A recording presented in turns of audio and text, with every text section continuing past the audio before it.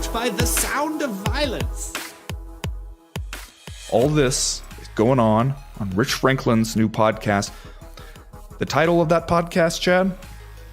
Quite Franklin. Quite Franklin. Do you get it?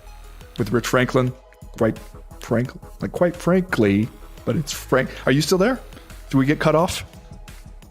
We're shutting this down, right? This is the last episode of the Co-Main Event podcast. There's no reason for us to go on if Rich Franklin is going to be out here having thought-provoking conversations on his podcast.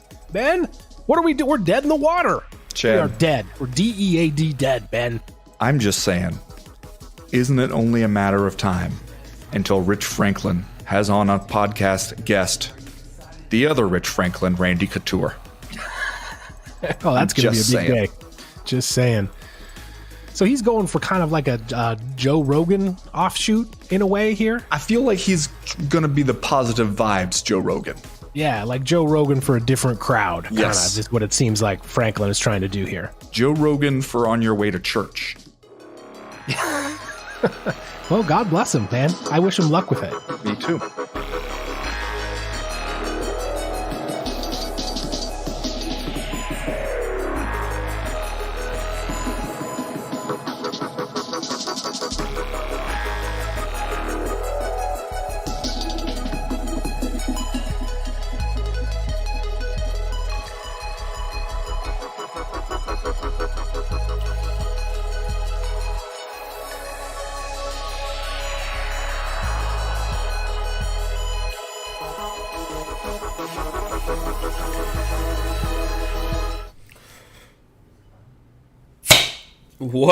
What up, everybody, and welcome back to yet another Sound of Violence podcast. We are an MMA podcast to let you know the MMA podcast you should catch, skip, and can't miss each week. Wow, that's been a while. You can tell we've been off for a week. I am Pulver, and I'm back here yet again with my co-host, Chris Madaffer. How goes it?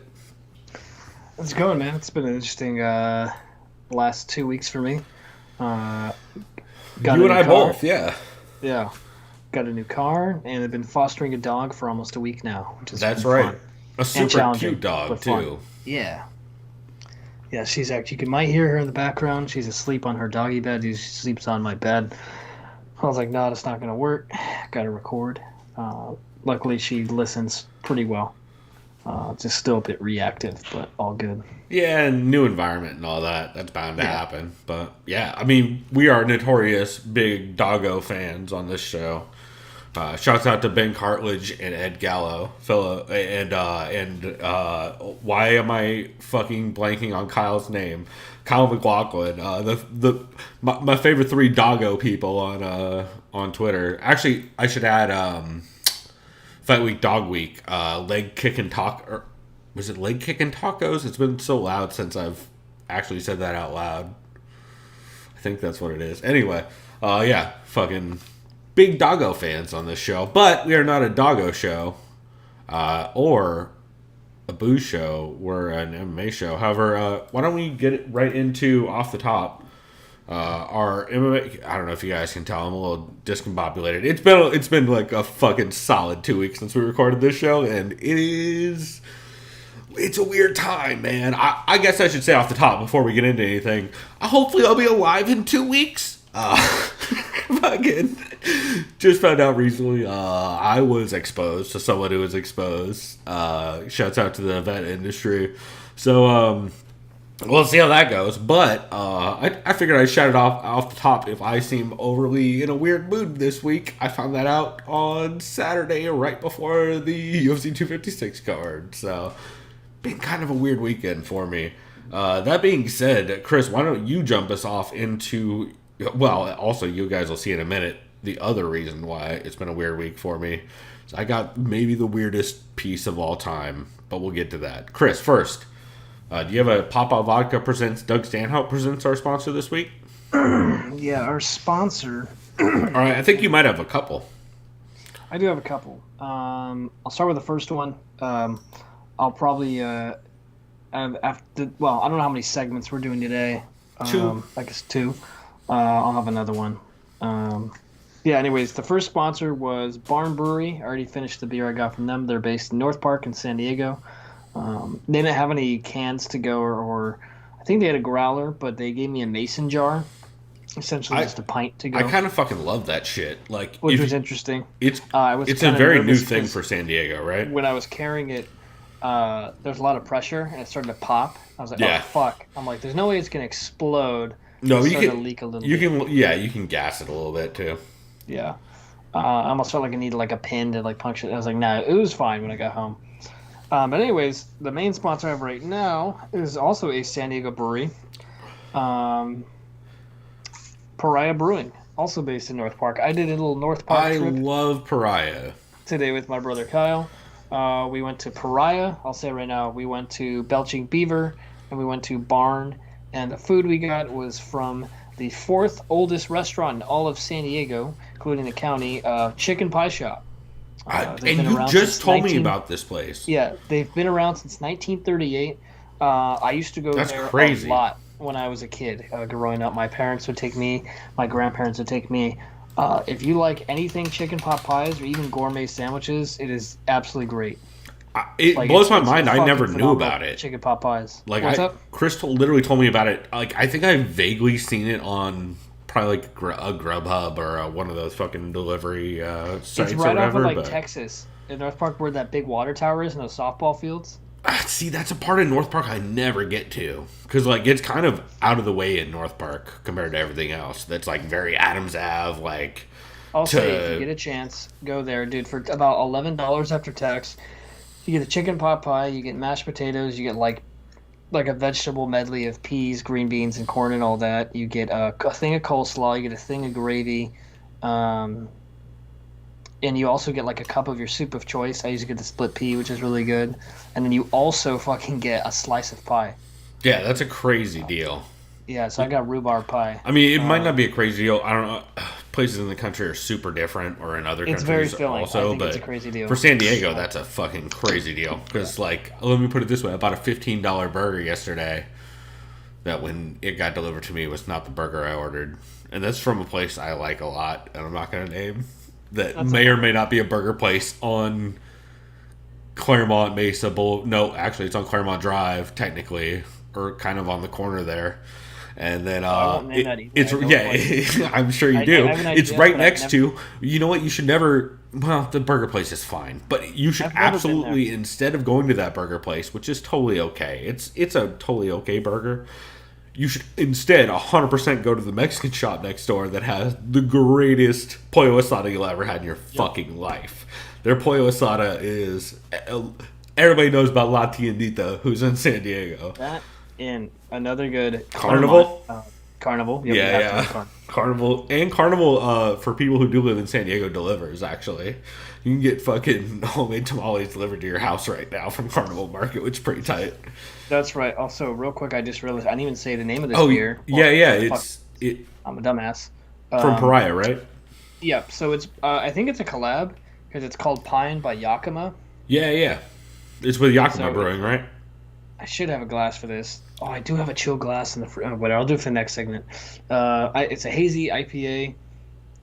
It's their ode to one of the greatest hop growing regions in the world, which is Yakima Valley in Washington State. Right. Rich aromas of grapefruit, sweet citrus, and pine through copious use of Chinook, Simcoe. And it says both our whirlpool and in dry hopping. Oh shit, that's actually like kind of an old school then. That's not normally the type of hops you use for. So hops Chinook and Simcoe and malts are 2-row oats and wheat. Dude, Chinook and Simcoe are very hoppy for a fucking. 7% alcohol by volume. 40 IBU. It says no practice is sacred is kind of their motto. This is a very, very tasty and piney, but I was gonna say this is a very good hazy IPA. This is very, very good. It probably feels almost not like a hazy, right? It's just like a thick hazy. Really. It's like a thick old school West Coast IPA. It's new school in that it's more citrusy. It's just citrus and hop forward instead of just all pine. Just because Chinook and Simcoe are notoriously like super old school West Coast, like West Coast. I believe Green Flash used both those in their West Coast IPA. I mean, that's what you used to see in like everybody's West Coast IPA 10 years ago. Is like Chinook and Simcoe. Here's what I drank beforehand. I got. This is fucking great. I'm not. I'll say this. You should say what it is for the people listening and hard not seltzer is watching. essentially just like sparkling water but spiked. Well, Yeah. I can't use that term, spiked. Right. It's hard. It's hard. It's basically just hard. Sparkling water. Right. Um, And we should say this but, is like, Belching whether- Beaver's seltzer, right? yeah. Whether you drink White Claw or any other seltzer, Coors or whatever Bud Light, this doesn't really. I don't want to. It sounds weird when you say, "Well, how can you say it doesn't taste artificial?" You'd have to try it to understand. Like it tastes like it's. It says real fruit, not clear fruit. That's their quotation here. It definitely tastes like there's something more real, right? Instead of just artificial sweeteners. So I was gonna enjoyed it say, a lot. yeah, that's the This is big my favorite difference. flavor. This was raspberry and blackberry. That sounds great. Really, really solid.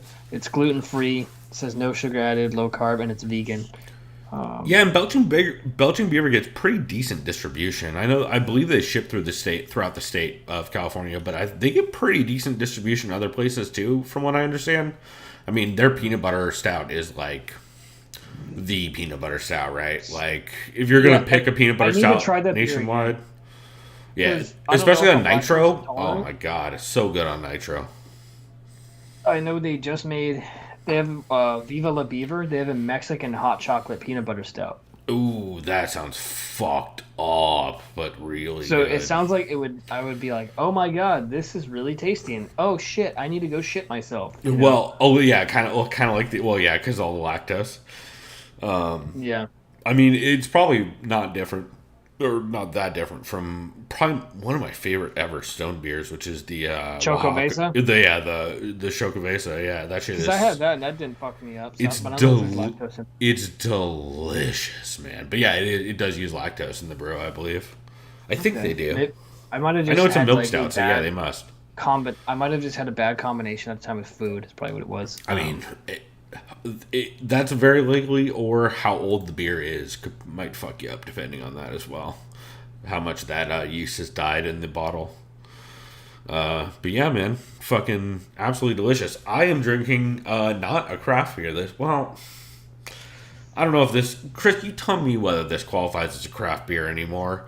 I am drinking Sierra Nevada's Celebration Fresh Hop IPA, which is one of my favorite wintertime beers that comes out. It's a very good beer. It's and my still favorite Sierra craft Nevada. beer. Yeah, It's craft beer. It's craft beer. Barely at this point. Yeah. Same with Sam Adams. They're still technically craft beer. Didn't Sam Adams sell? Oh wait, did they? I thought they did. I thought Boston Beer Co. got bought by somebody, but I might be wrong. Don't quote me on that. I think I remember Sam Adams bought Dogfish Head.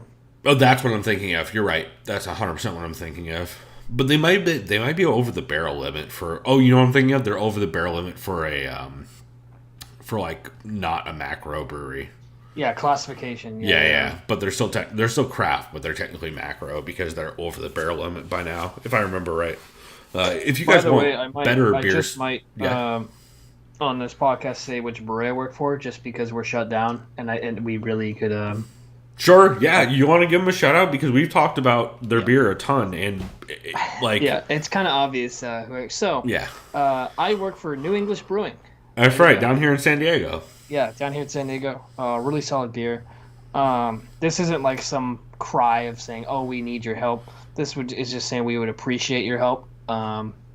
We're open 7 days a week currently, strictly to go. We're not being one of those rebellious types. Thank God. We can't afford to lose our license. I've gotten so many phone calls. I work tomorrow. Dude, so you've told me about some of the fuckboy phone calls you've gotten from white dudes. Oh, this is literally how one went on Saturday. I was working. Hi, New English Brewing. How may I help you? Yeah, so are you guys open? I'm thinking in my head, oh, this fucking asshole. Yeah. Sir, yeah, we're open for takeout and to go only. Oh, what do you mean? You can't service beer? I'm like, okay, this wise ass. Yeah. I was like, yeah, sir, I don't know if you're aware. We've been shut down. California state mandate just about 3 days ago. It's about a 3-week period. I'm a fuckboy from Arizona, so I don't care. And then literally the guy, I swear to God, he just goes like, oh, I think you guys should rebel. I was like, yeah, no, that wouldn't make my boss happy, and we can't afford to lose our license. Sorry, man, can't do it. And he's like, oh, well, you should move to Virginia then. It's better. And I was like, what? Dude, and I was that's why amazing. Why would I want to go to hillbilly Appalachia fucktown To be fair, Virginia is tight. You're thinking West Virginia. That's a different kind of Virginia. Yeah. I know Regular Virginia is like fucking where Jefferson was raised. Like University of Virginia. I've been to University of Virginia. It's very pretty and it's very cool. Yeah, but 100%. First off, the second he says the phrase "you should rebel," I'm gonna go ahead and guess this was a white dude. Yeah, and the color of the hat he's wearing too. I mean, fucking Jesus, bro. But yeah, if you guys are in do you guys ship in California or do you just do a local delivery? I think it's just local delivery and distribution. I'll be honest, we've really kind of took a huge hit as far as we're really distributing. Right. It's mostly North County. So like stretching, you'll find most of our beer. I mean, your guys' beer is like, you'll find it if you're in San Diego. You'll find it if you're like on the coast, Encinitas, Cardiff, Leucadia, kind of like all that area. Some parts of East County, depending on I know Santee Preferred Liquors has you guys because they're always consistent fans. Most south I've seen is here in Claremont at Jimbo's Liquor. They sometimes have our beer. They have our Zoom Bar Stout. Yeah, I feel like about as far as like beach towns is about how far it goes on a lot of that. Like, it's very hit or miss. But like we said, if you're anywhere in San Diego, you guys deliver same day, right? As long as it's before a certain time. So check our website. If I'm honest, I can't remember our delivery options we're doing right now. We used to do it where it would be you have to put in delivery online before Wednesday to get yours by Wednesday. I think right now I think because it's my boss who's just doing the delivering right now. Who, by the way, has been very nice to me the handful of times I bought beer from you guys. He's always been cool as shit. Yeah, no, he's been awesome. I know it's been trying times for him. He's for everybody in the owner. Yeah, especially you guys are out in Miramar where it's like there's not a ton of like housing. Like you guys are pretty industrial. Yeah, and we're all a lot of the laboratories around us are doing COVID testing too. Right. Luckily I don't know the name of those labs, so it's not like I'm putting them on blast, and not on blast, but I'm not like putting them in the limelight. Right, you're not shutting them out. But there's a lot of good laboratory people and I guess lab tech guys doing a lot of good work just for everyone. I mean, it doesn't surprise me because Mira Mesa and Miramar are both basically cities that started up off of the like doctor and medical communities and just that are Sereno a little Valley bit further in general, east just or a very little bit lab, further west. biotech kind of all that stuff. Well, it's like an engineer valley kind of driven. Yeah, it's because all the people who couldn't afford to live next to UCSD, but went to UCSD, all went exactly. Up there, like, so. well, I can't live in La Jolla, so that's why all the brilliant Asians live in Miramar or Mira Mesa rather.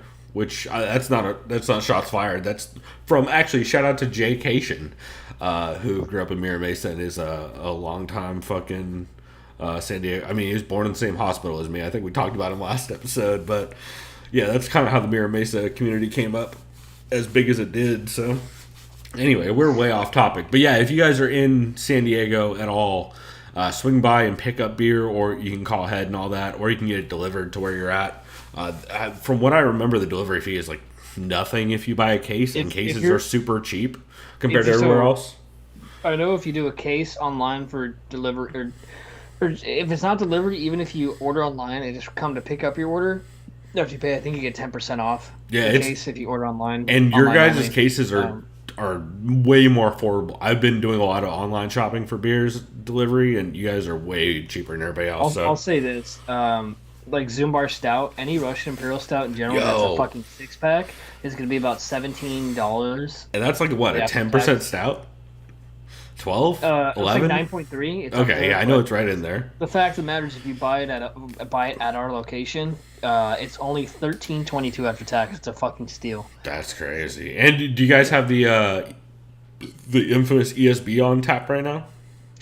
So yeah, we have it available for growler fills, and for limited time only, it is in 16-ounce pints. Yo, I meant to bring this up. Now we can actually talk about it on the show. I was gonna text you. Yeah, you guys have 16 ounces right now, right? I was gonna say, hey, Chris, if you're in the area, please come down. Oh, I'm gonna buy a case. Don't worry about it. You already know.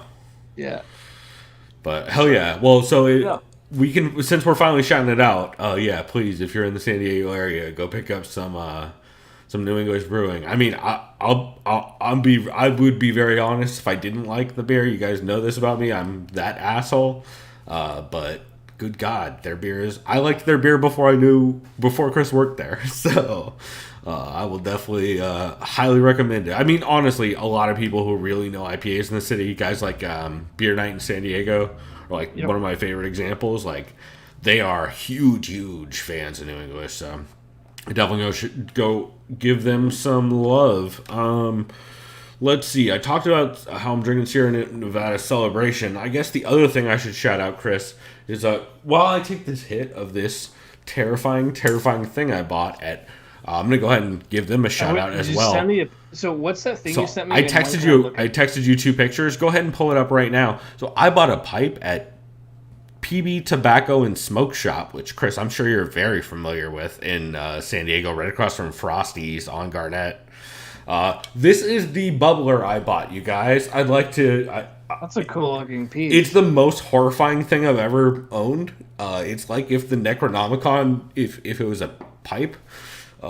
It's like the Necronomicon and the Tiki Mask from Crash Bandicoot. Right. It has a little bit of like Evil Bong vibes. It has a little bit of like fucking H.R. Giger monster vibes. It's horrifying. Yeah, I'm gonna text this to Kyle. It's the bubbler. So yeah. So I notoriously don't like bubblers. I think they just get dirty constantly, and they're pretty much the worst way to smoke. But bubblers always, for some reason, have the weirdest artwork. And I was just gonna go in and pick up like one of the generic fucking Sherlock bubblers that everybody's seen, and that was like, I don't know. I just wanted the cheap one. And then I saw this thing as I was literally walking out and hammered, getting some Hoboken pizza down in PB.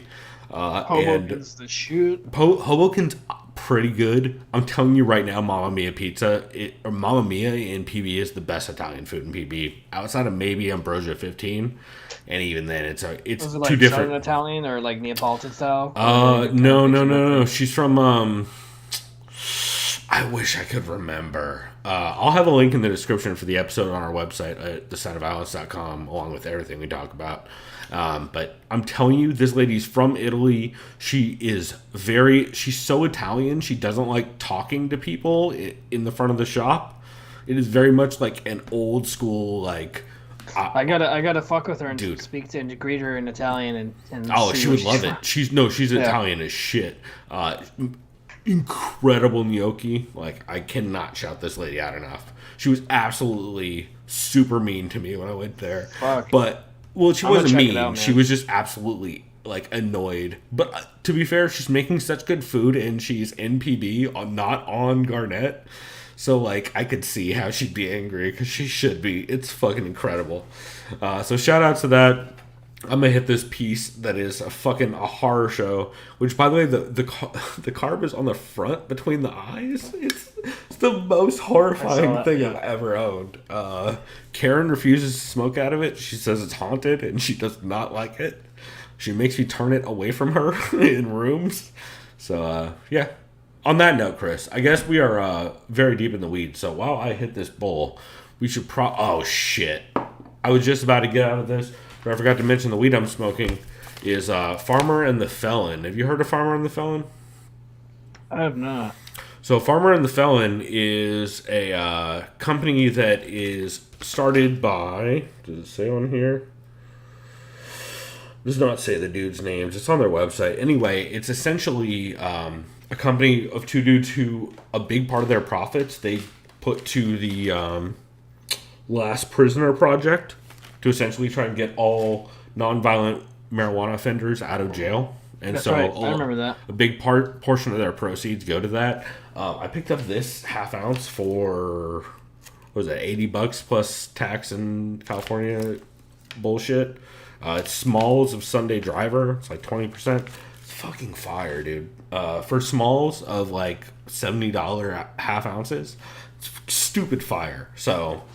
it's a good cause and shit too. They also have like quads of actually like of not small. That's super bomb as well. I think those go for about the same price, $60 maybe, something like that. So definitely recommend them because they're doing cool things, and they honestly it's just really good product for the price. So big shouts to them as well. And so while I hit this, Chris, do you want to start us off? Shit. I do have 2 pieces of news. We already covered part of it on the intro, which is that Rich Franklin has a podcast called Quite Franklin. We'll get to that in a minute. But the other piece of news I had was James Lynch has 2 new podcasts in the time we've been off. The hardest working man in MMA podcasting, who doesn't have his own network. Jesus Christ, James Lynch has a new podcast every week, and I wish I could keep up with all the shit he does. It's impossible. I think one of his new shows is with a coach that he's going to be doing regularly, and then that Aspen Ladd tweeted out about. We retweeted it, and then he has another show called, I think I got it written down here. He has another show called Fight Game Chronicles, I believe. I believe that's his show and not the... Let me double check this because I'm having a fucking panic attack about it. Because I want to make sure it's not the other show that I almost did this week. Yeah, it is. So, yeah, James Lynch has his new show, Fight Game Chronicles, which I'm going to... Both of those will be in the future. We will take a look at them. So, before we get to any of that, though, Chris, you want to start us off finally into format? We're only... Oh my God, we're 30 minutes in.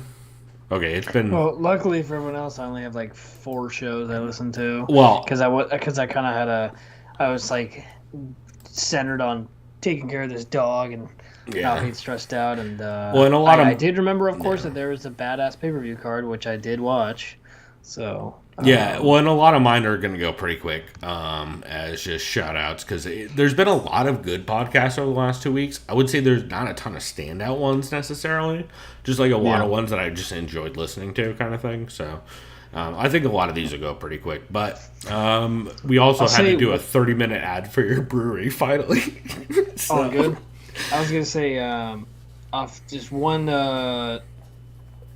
thing to disclose as far as the shows that, and I ignore this show mostly because of the stupid wrestling Is crap. this your catch, or is this a skip that you're trying to preemptively shove in here?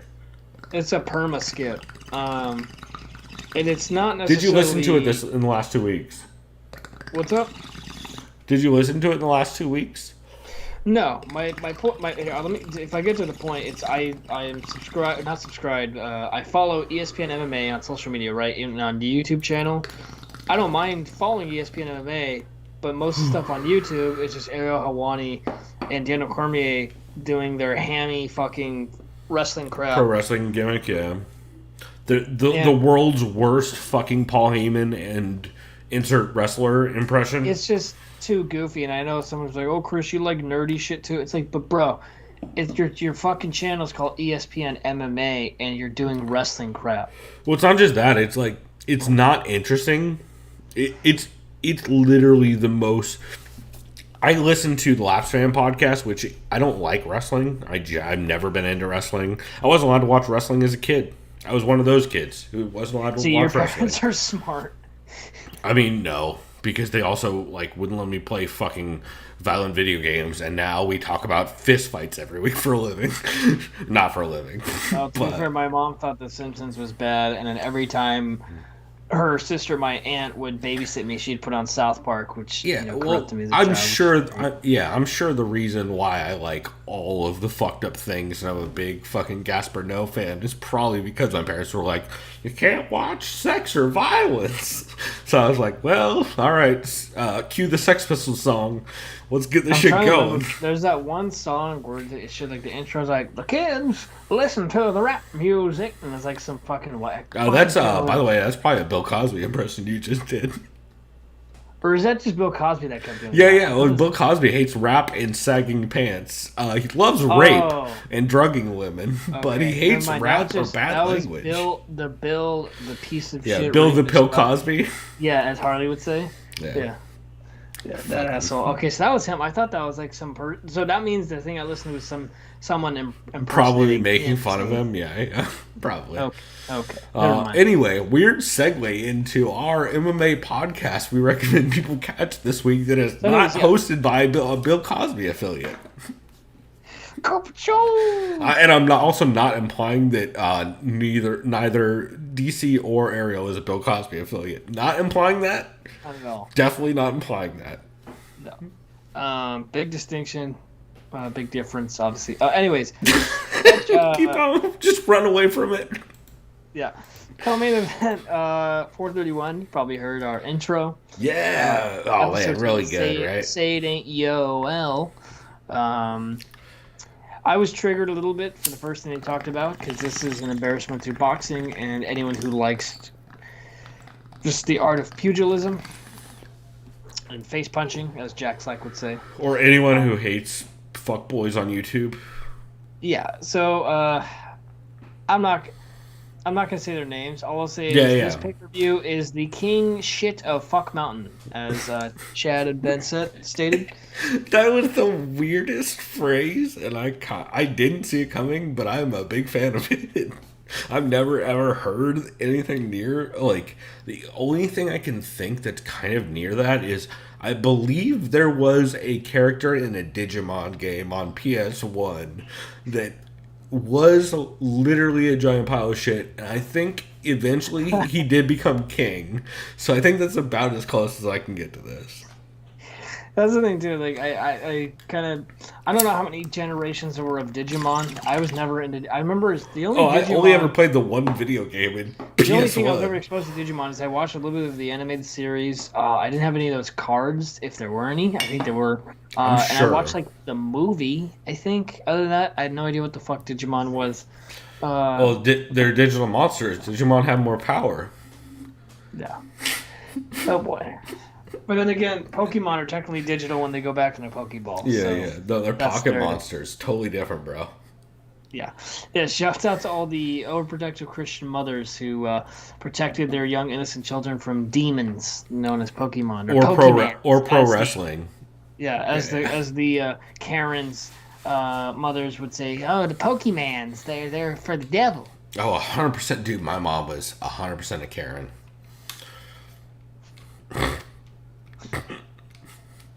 Hey, shouts out to Drake Riggs dropping in the chat. We will be talking about you in a bit, sir, because I enjoyed a couple of things that the Body Lock's been putting out. Anyway, so where were we at before we got to Digimon somehow? I'm a dumbass. Oh yeah. CNE. So then they go into the fights. They said, how about that Mowgli Benitez knee KO, and then also Matt Wyman getting slam KO'd from last week. Dude, that was not fun to watch. Also, I still am saying the most impressive performances from Topo Chico. I don't remember the dude's name. What the fuck was his name? It's not Topo Chico. I can tell you that right now. Hold on. This is gonna Brandon Levitt or whatever his name is was the guy who slammed Matt Wyman. 100%. Brandon Levitt is hilarious. Is it Brandon? Or I know his last name is Levitt. I thought. Jordan Levitt. Jordan Levitt. You're right. I knew it sounded wrong. It was definitely a very white name. 100%. Ilya Tupuria, that motherfucker with the body work out the gates. That shit was some of the scariest hands I've seen in that division in a while. I am super hyped on that kid. Oh, never mind. This is something we'll talk about from the pay-per-view. There's that one featherweight guy, that Russian guy, that fucking combo. We'll talk about it later. Holy fuck, that was nasty. Anyways, and then they also talked about Tim Elliott and Kayla Harrison. I saw this on RMA on Reddit. They got in a little Twitter spat, a war of words, if you want to call it that. They said, hashtag would watch. Would you, though? No, I don't care. I saw the best male versus female fight that's ever happened and that will ever happen, and Kavosa posted on Twitter for us, and it happened in Russia. So we're good. The chick beat up the 400-pound dude who didn't know how to fight. I think we're good. Or you could, I would also qualify the was it a grappling match or a fight on Fight Circus? So, can I say one thing? I won't say his name. One of my best friends, he is texting me. He's like, "Hey man, I just don't really have any interest in women's MMA. It's not interesting to me." I'm like, "Hey man, that's fair. It's not for everybody. Fair. That's not bad, MMA isn't for most people, to be honest." What was concerning though is he then went on to describe how much he wants to bang them. No. He's not like that. The thing that's more concerning is he believes, and this is a former friend of ours, for good reason. He believes that our former friend could legitimately beat the shit out of Amanda Nunes. I just didn't even respond. I'm like, I'm done. Okay, well, they're wrong. Well, you're gonna have to tell me off air who that is, because I literally have zero idea. Like, yes, are men usually stronger than women? Yeah, but she's also a trained fucking killer. Also, she jacked. fucks up and men this former in the friend gym of mine on the regular. He's not jacked. He doesn't know how to fight. And no, he would get his absolute shit kicked out. Also, let's go ahead and throw out how tall he is, because I bet he's not giant. He's about 5'9". Yeah, she's almost the same height. She would fuck dude I'll say this. Can I say this? How about this? She'd choke him the fuck I'm telling out. you right now. Oh, you sparred him? When I was like 17, 18 in a boxing match. We had headgear on. I busted his nose up, and I'm way shorter than him. I remember I fucked him up. We should know. And I'm not a good fighter. Yeah, striking coach Chris Stanley is about the only, and our friend Trevor is about the only striking coaches I know you've had. basic boxing shit, and I know like the beginner level wrestling entries, but like no. That's very funny. Like, come on. Yeah, we got dumb friends. To be fair, one of my friends, I posted a thing about how if you have COVID, you should probably go fuck yourself. Or if you have, that's not at all what I said. That's really mean. I almost just told myself to go fuck myself. I said if you don't believe in COVID or you just are anti-mask, you can go fuck yourself. No one needs you around. And everyone liked it except for one of our friends who lives in Alaska who laughed hilariously at it.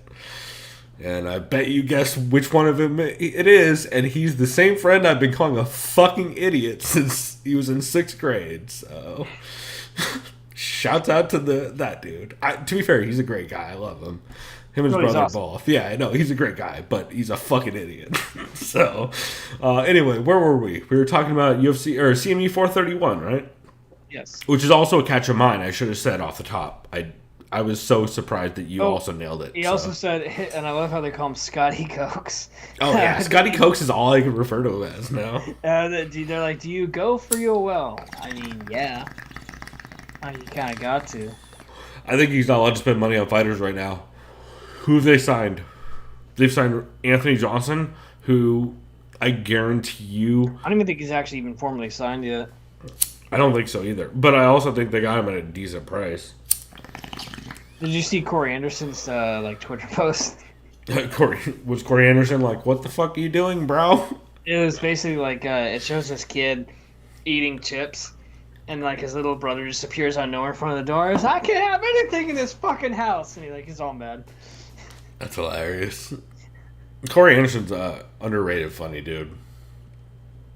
I thought it was good. Yeah, I always enjoy him on podcasts and shit. Let's see. I think we covered most of the stuff I had for 431. I mean, they talked about Vittori's big win. Yeah, shouts out to Marvin Vittori. That is massive for all of just Italy and Italian. Well, just mixed martial arts in Italy in general. I know it's still That was small. a big win for that dude. It's still new. I was insanely impressed. I honestly thought Manson is going to fuck this dude up. And yeah. I ate a lot of crow, and but I also didn't know, and I'm not, and this is an excuse, I had no idea who's the Kings. Yeah, I still thought he's like with this private team in Italy. I think he's from Northern Italy. Kings has been training the entire time. Like, they're one of the gyms that are like they're shutting it down and being like very fighter specific kind of thing, where like whoever has a camp basically is who's getting trained. But yeah, no, they've been going goddamn hard. well too that Vittori's main sparring partner's got to be Kelvin Gastelum. Yeah, those dudes going to war with each other. Is RDA still at Kings, or is RDA's at Perillo's now? Right? He's with Jason Perillo. Yeah. I think now full time. There's another 55 or 70 pounder that. Oh well, Joban obviously. Joban's there. There's a couple. Chiesa, I think Chiesa. No, Chiesa's 6'2". He's in Washington. Yeah. But there's a couple guys around that size that are. But. My God, good. that was one of the most elite performances from a betting underdog I've ever seen. That left straight, the short left notice too. Hook. Holy fuck! He's definitely gonna be tough to deal with in the top 5. That whole middleweight division is. I'll say this: going forward, I still don't think anyone really beats Israel as of now. As far as potentially beating him. It's hard to tell. Admittedly, man. Yeah. based on how close the first encounter was, and this is before Izzy kind of put the gas, pedal to the metal. Vittori will still be a tough fight for Izzy, and I say that now confidently because Right. usually, but then again, generally historically rematches, the victor wins even in more dominant fashion. We know that, Yeah. right? I like where Kevin Holland's trajectory is going. That dude's got. We'll talk about him later. But oh my god, oh shit, goddamn. I mean, to be fair, that first round went terrible for him, but Sometimes you just. But that's how Kevin Holland fights go, though, to be fair. Like, dude has always been wrestleable. The problem is, he is absolutely willing to uncork weird shit at weird times. And he's clearly got hands of stone, so. That's right. But yeah, Call that good shouts out motherfucker to Spencer What's up? Fisher. Nope, not Spencer Fisher. Spencer Fisher was not Hands of Stone. Sam Stout? Sam Stout. Was it? John Lineker. There's a Yeah. billion of them. Anyway. Yeah, anyway, but either way, good win for Marvin Vittori. It's fun to see him in the top 5. I think he fights. Well, Darren Till says he wants to fight him, so that probably happens, I guess, now. Because I Yeah. know Darren Till's clearly not fighting Jack Hermanson. Well, I don't know if that Darren fight- Till wants that fucking fight, dude. That's a not a bad good- that's a- matchup. He's going to get yeah. wrestle fucked. Yeah, Bad. Vittori's fast as shit, too. I mean, Vittori's very much he's very much almost a Colby Covington type, but with more volume striking than volume grappling. And also a chin. But Colby has a chin, too. Don't get me wrong. Colby's got a wild chin, to be fair. Remember some of the damage he's taken in fights? And he Yeah, just especially- walks through it.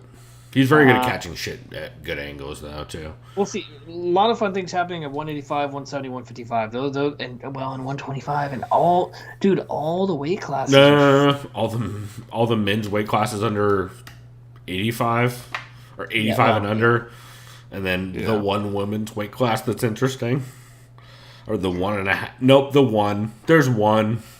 It's only 115. It's the only interesting one. Ugh. Anyways, I keep dragging on. No, you're We're good. already- I mean, I think we got through most of this. The only other notes I had is the hilarious intro which we played, which is Rich Franklin's new podcast, Quite Franklin, which is the JRE for Your Way to Church, which, ironically enough, after they tweeted that out, or after they said that on the podcast, Rich Franklin sent out an Instagram message, like an anti-COVID Instagram message, that literally had a picture of a church, where it's like, it's funny you can go here but not here about some dumb shit. And I believe we tweeted something along the lines of, quite Franklin, this is going to age poorly, since he hasn't even announced his podcast on his own Twitter feed yet, which I'm pretty proud of that joke. I enjoyed it quite a bit. It's a very easy joke, but I encourage everyone to just tweet quite Franklin and then whatever you want at him when he says dumb shit. I mean, Jesus Christ, he is really on his way to trying to... You know what? He clearly was a math teacher and not a science teacher, is all I'm going to say. By the way, did I tell you that I might actually watch Jiu-Jitsu, but sober? My brother's challenging me. He wants to watch it with me, and he said, but you have to watch it sober. I'm like, dude, there's no fucking Why way. sober? You guys should get so high. I'm like, no, dude, we're getting high as fuck again. Again.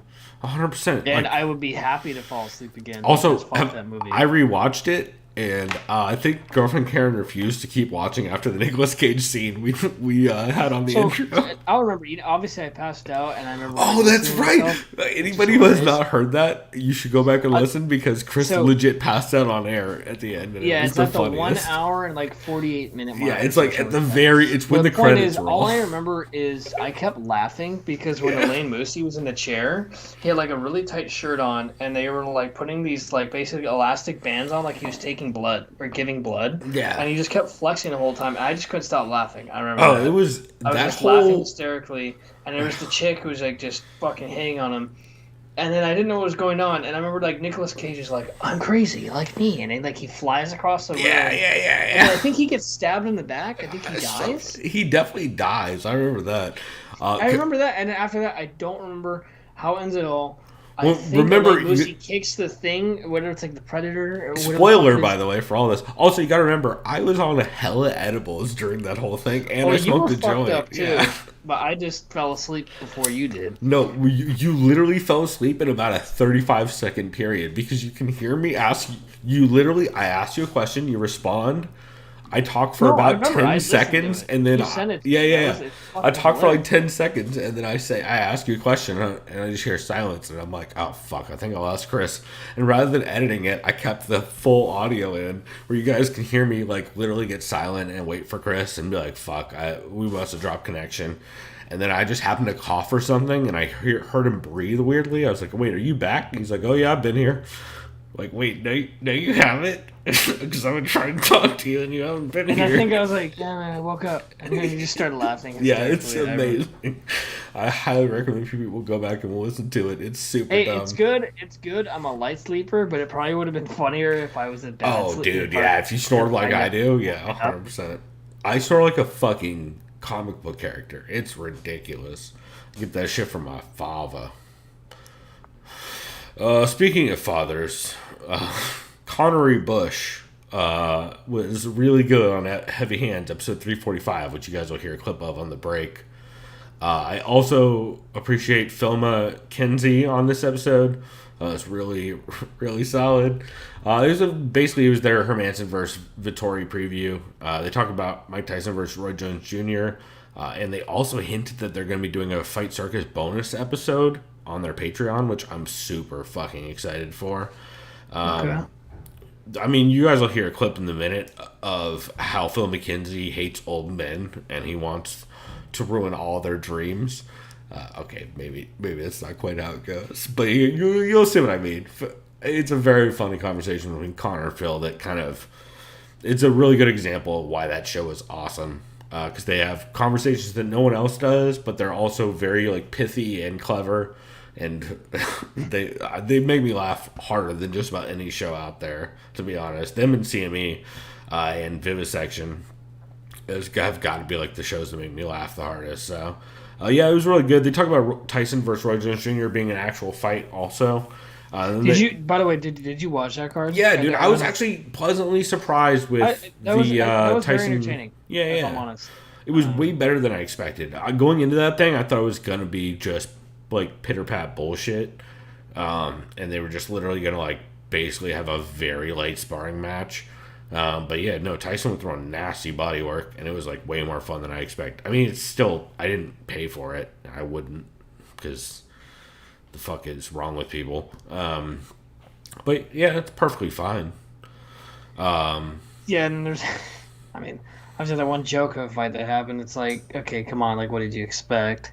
You got the guy who's literally never boxed against an NBA guy. Like, come on. That was... If there was a commission who actually thought this was a real fight card, they should have something to say about that matchmaking. Did you see what Michael Bisping had tweeted to? The YouTube star, I refuse to say his name. Yeah. He's like, I'll make it my mission in life to defeat Conor McGregor. And then Michael Bisping was like, oh yeah, well, you know what? I'm going to be the first blind ballerina ever. Or something like that. Like, that's hilarious. I love Bisping. He's such a cunt. In the best possible way. He's a cheeky cunt. Yeah, exactly. That's the better way to phrase it. Also, they talk in this episode about I almost pulled a clip of this as well, but Connor has a secret undying love of senior leagues, which he found out about in this episode. Phil had to be like, I think I secretly really like senior leagues, and you really want them to happen, actually, which was very funny. So, yeah, it was a very fun episode, and it's a good example of why that show is fucking awesome. Let's see. Do you have any other shows you wanted to say were a catch this week? Yeah, Fight Library 166. If I could speak English, I sound like a Brazilian right there. 166.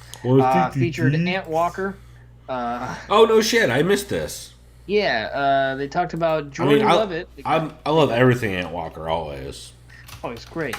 They talk about Jordan Levitt, who KO slammed Matt Wyman, was the first fighter ever, evidently, to walk out to Big Balls by AC/DC. That's never happened. What?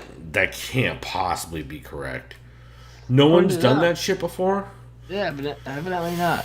And then they asked the the rhetorical question: out of the major sports, well, the 4 major sports leagues, and then they just throw in the UFC in there, who's been handling the bubble the worst? Well, it's obviously the NFL, because not only multiple players. Is it? It is. It's not. It's literally not even close. Compared to the UFC, where like literally every week everyone tests positive. I'll say this, Chris. Okay, I don't follow NFL, so yes, Baltimore please. Ravens had their strength and conditioning coach, an old white boomer asshole who doesn't think Corona's a big deal. He didn't wear a mask, and this is with the reigning MVP from last year. You're so far describing the president of the UFC. Keep going. So listen. So basically, on an NFL roster, there's 53 active players. They're starting, right? 30 fucking players had COVID. And the NFL panicked so hard, they postponed the game 3 different times and made a play on a Wednesday when they should have forfeited, just so they could try to get the star player to play, and they still couldn't play. And essentially, they admittedly said, oh, yeah, we knew these players had COVID, and we still let them play. And then that ended up getting 2 other teams infected. And the NFL is a joke. Yeah, that's bad. They make $12 billion a year, and they know they want to keep making money. The NFL, and ironically, this is why I did not want to initially do fantasy football, because I knew shit like this would happen. However, unironically, I guess, I'm the number 1 seed in the league and end up winning my first playoff game in the first round.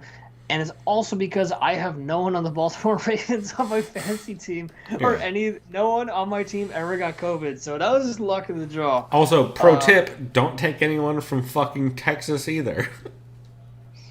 Yeah.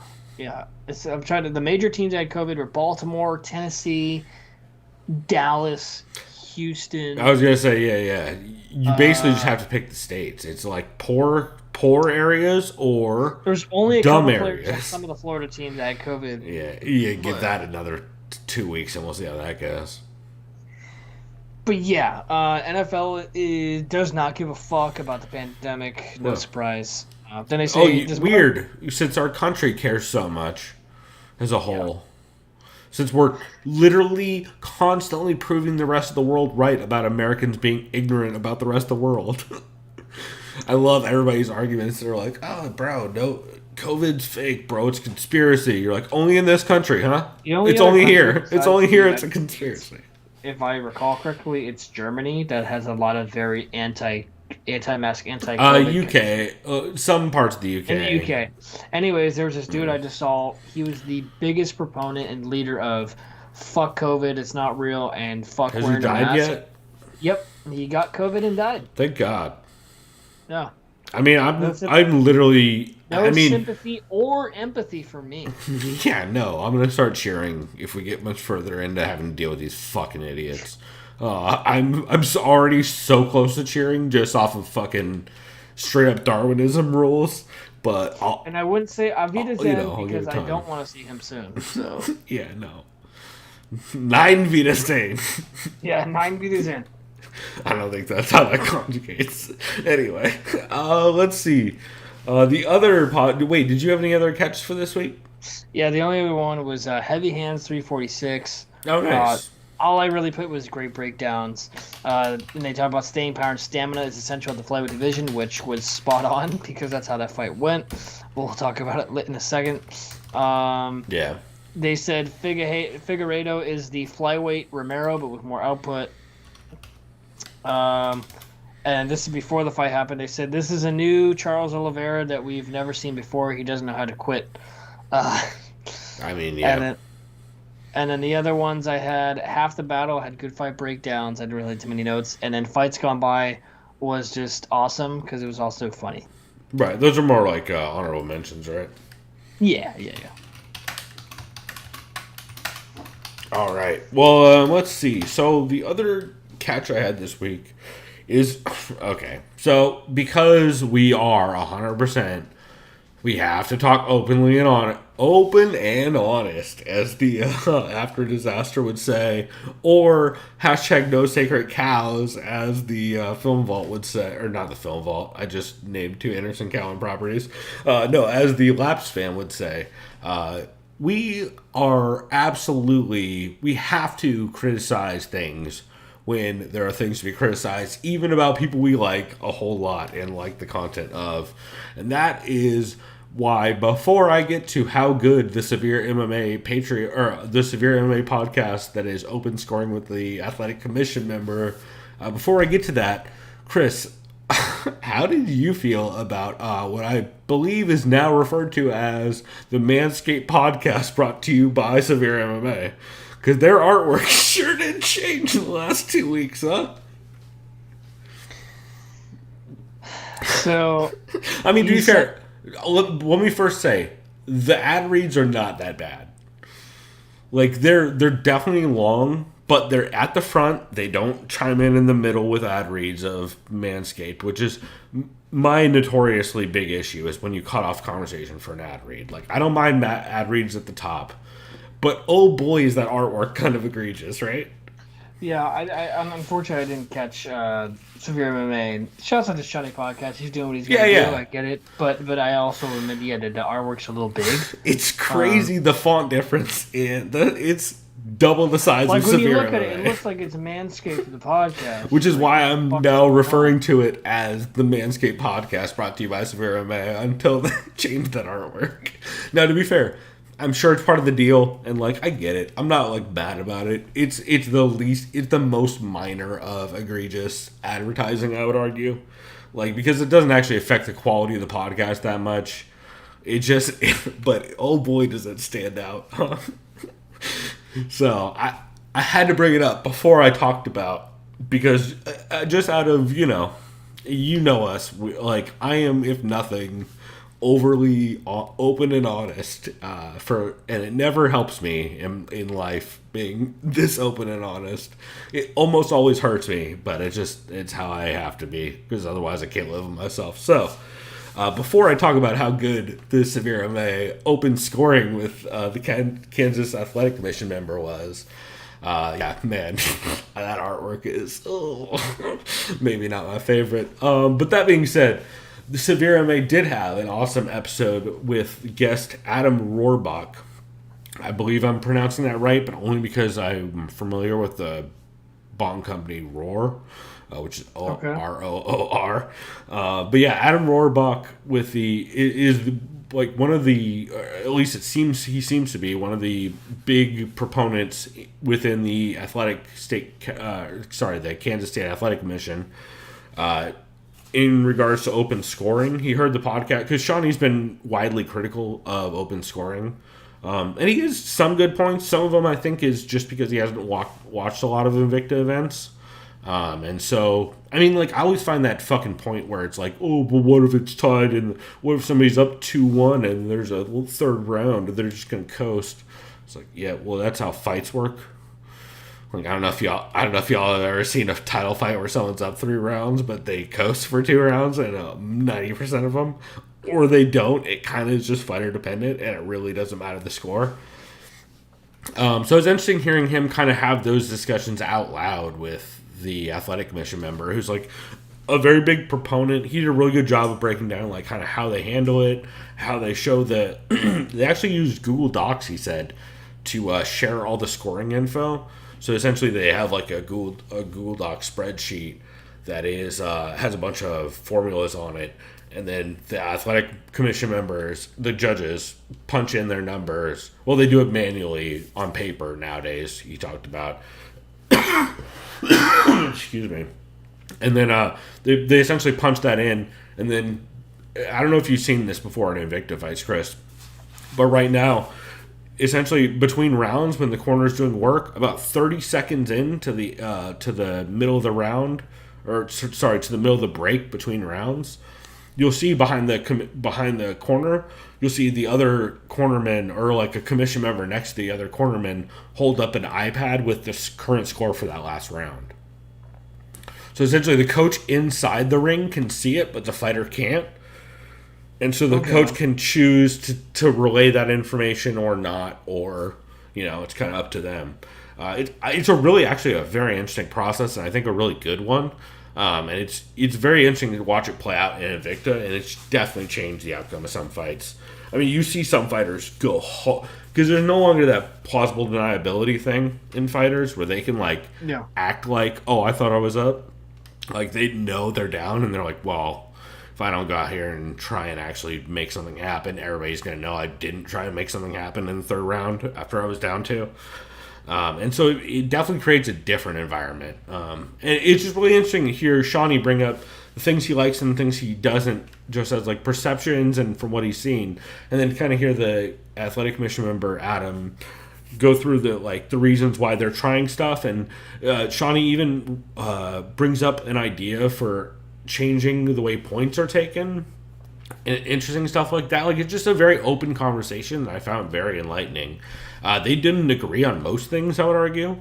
And they weren't argumentative about it. They were just trying to have, again, what I find the most interesting, kind of open discussions about all this shit. Because there isn't a lot of it that's just widely available to the public. And so I think it's a very cool thing that this episode did. And I've honestly not heard. I mean, it's pretty rare to get an athletic commission member on tape just having kind of an open discussion like this. Every once in a while you get, I forget dude's name from California, who's great, former fighter, who's the Keith, I want to say something. I want to say Keith Kaiser, but I think that's wrong.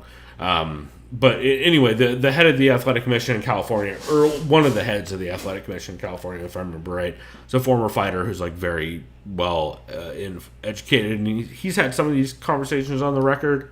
But it's very interesting to hear someone who's doing kind of, new forefront kind of stuff, in Kansas where they're doing open scoring. So I just thought it was a very interesting discussion, and anybody who's listening to the show knows anything that's not just white dudes talking about the next week of fights is a refreshing change of pace in this goddamn industry of MMA podcasts. So, and we say that being white dudes talking about fights some of the time. Exactly. So, it is what it is. It's a lot of the industry. And so it's always refreshing to hear new conversations that I honestly haven't heard a lot of those discussions before. So definitely recommend it. Let's see. Chris, do you have any can't misses this week? I've already kind of covered everything, unfortunately, because like I said, it's kind of an interesting week for me. Okay, I've got a couple I can get through here briefly if you want. Yeah, that's fine. Let's see. So the fight site, well, I guess, yeah. So my can't miss this week, my big one, I have 2. The first is the fight site staff predictions for UFC 256. Just really solid. I mean, if you were to tell me Ed, Saram, and Ben all sat down for a fight site prediction show, I would be like, oh, that already sounds good. And then you tell me, oh, Dan Tom guests on it. I'm in. Oh, you know I'm in. That's my shit. It's great. They talk about Bald Tony versus Chucky Olives. I don't know if they've always done this format. At least I haven't caught it in the past if they have. But the format they use for this is they chose Tony versus Chucky Olives for their main fight they discuss. And then, so they each go through and break down Tony's game individually, one by one. Then they each go through and break down Charles Oliveira's game one by one, and then they talk about how the matchup plays out. Except Ben, of course, immediately broke the format and just did all 3. And then Ed, in the most Ed Gallo kind of way, was like, okay, Ben, well, we talked about how we're not doing it that way, but I see that you already did it that way, so we're it's fucking great. I love some of the subtle snark of the fight site dudes. I have none of that in my personality. I am a loud, boisterous motherfucker. I can't turn that off. It's just kind of how I am. Chris can attest that I'm just kind of like that in real life anyway. It's not like a show thing. I can't shut the fuck up. So I always love the very subtle, sly, underhanded serves that the fight site guys throw out. It's great. I love dry humor. I'm just no goddamn good at it, But yeah, it was really interesting hearing them talk about that. They had interesting takes on specifically how strong Tony's snapdown is, as well as how Tony's one of those fighters that constantly gives positions to play a long game, because he knows if he just creates weird scrambles enough over time, he can kind of make up, like, in the transitions and just on wearing on you, kind of the differences and maybe overall skill sets or even athletic differences. So I thought that was pretty interesting. And then they talk about how Oliveira has some of the highest level offense and worst high level defense, especially early in his career. I mean, I think a lot of this stuff is no longer proving to be true. Especially, I mean, he's shoring up a lot of the holes in his game. He's one of those guys. I know that there's like the fighters that reinvent themselves when they go up in weight and go down in weight. And I'll just say this even before the next segment. After his performance that we saw, I really hope he becomes champion. Yeah. That's one of the most impressive performances we've ever seen from somebody climbing the ranks like that. Like, that was a career-defining performance for that dude. Yeah, because not only has he learned how to strike efficiently for being a BJJ savant practitioner, he knows how to wrestle evidently, which surprised me. This dude his wrestling looked fucking awesome in this fight. I'm really cheering for Oliveira. He's going to be one of the fun guys to cheer for 155. Besides some of my favorites, Tony's one of my favorites still. For at sure. this point, I'm not going to write him off. That's not fair. But he is almost 30 years old though too. He's not in his prime anymore, and that's fine. I think to admit he's had a long, hard career already. He had a lot of fights. Yeah. I think some of those dudes at 155, like Poirier, still got what it takes. I mean, even Conor McGregor, the dude's still at the top of his game as well, too, for as much as he doesn't How fight. about this? I think Oliveira fucks up Conor McGregor if Conor doesn't win in about 4 minutes.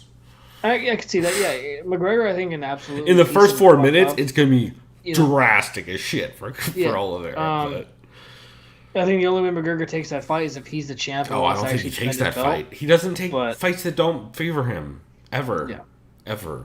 He never has. Ever, actually.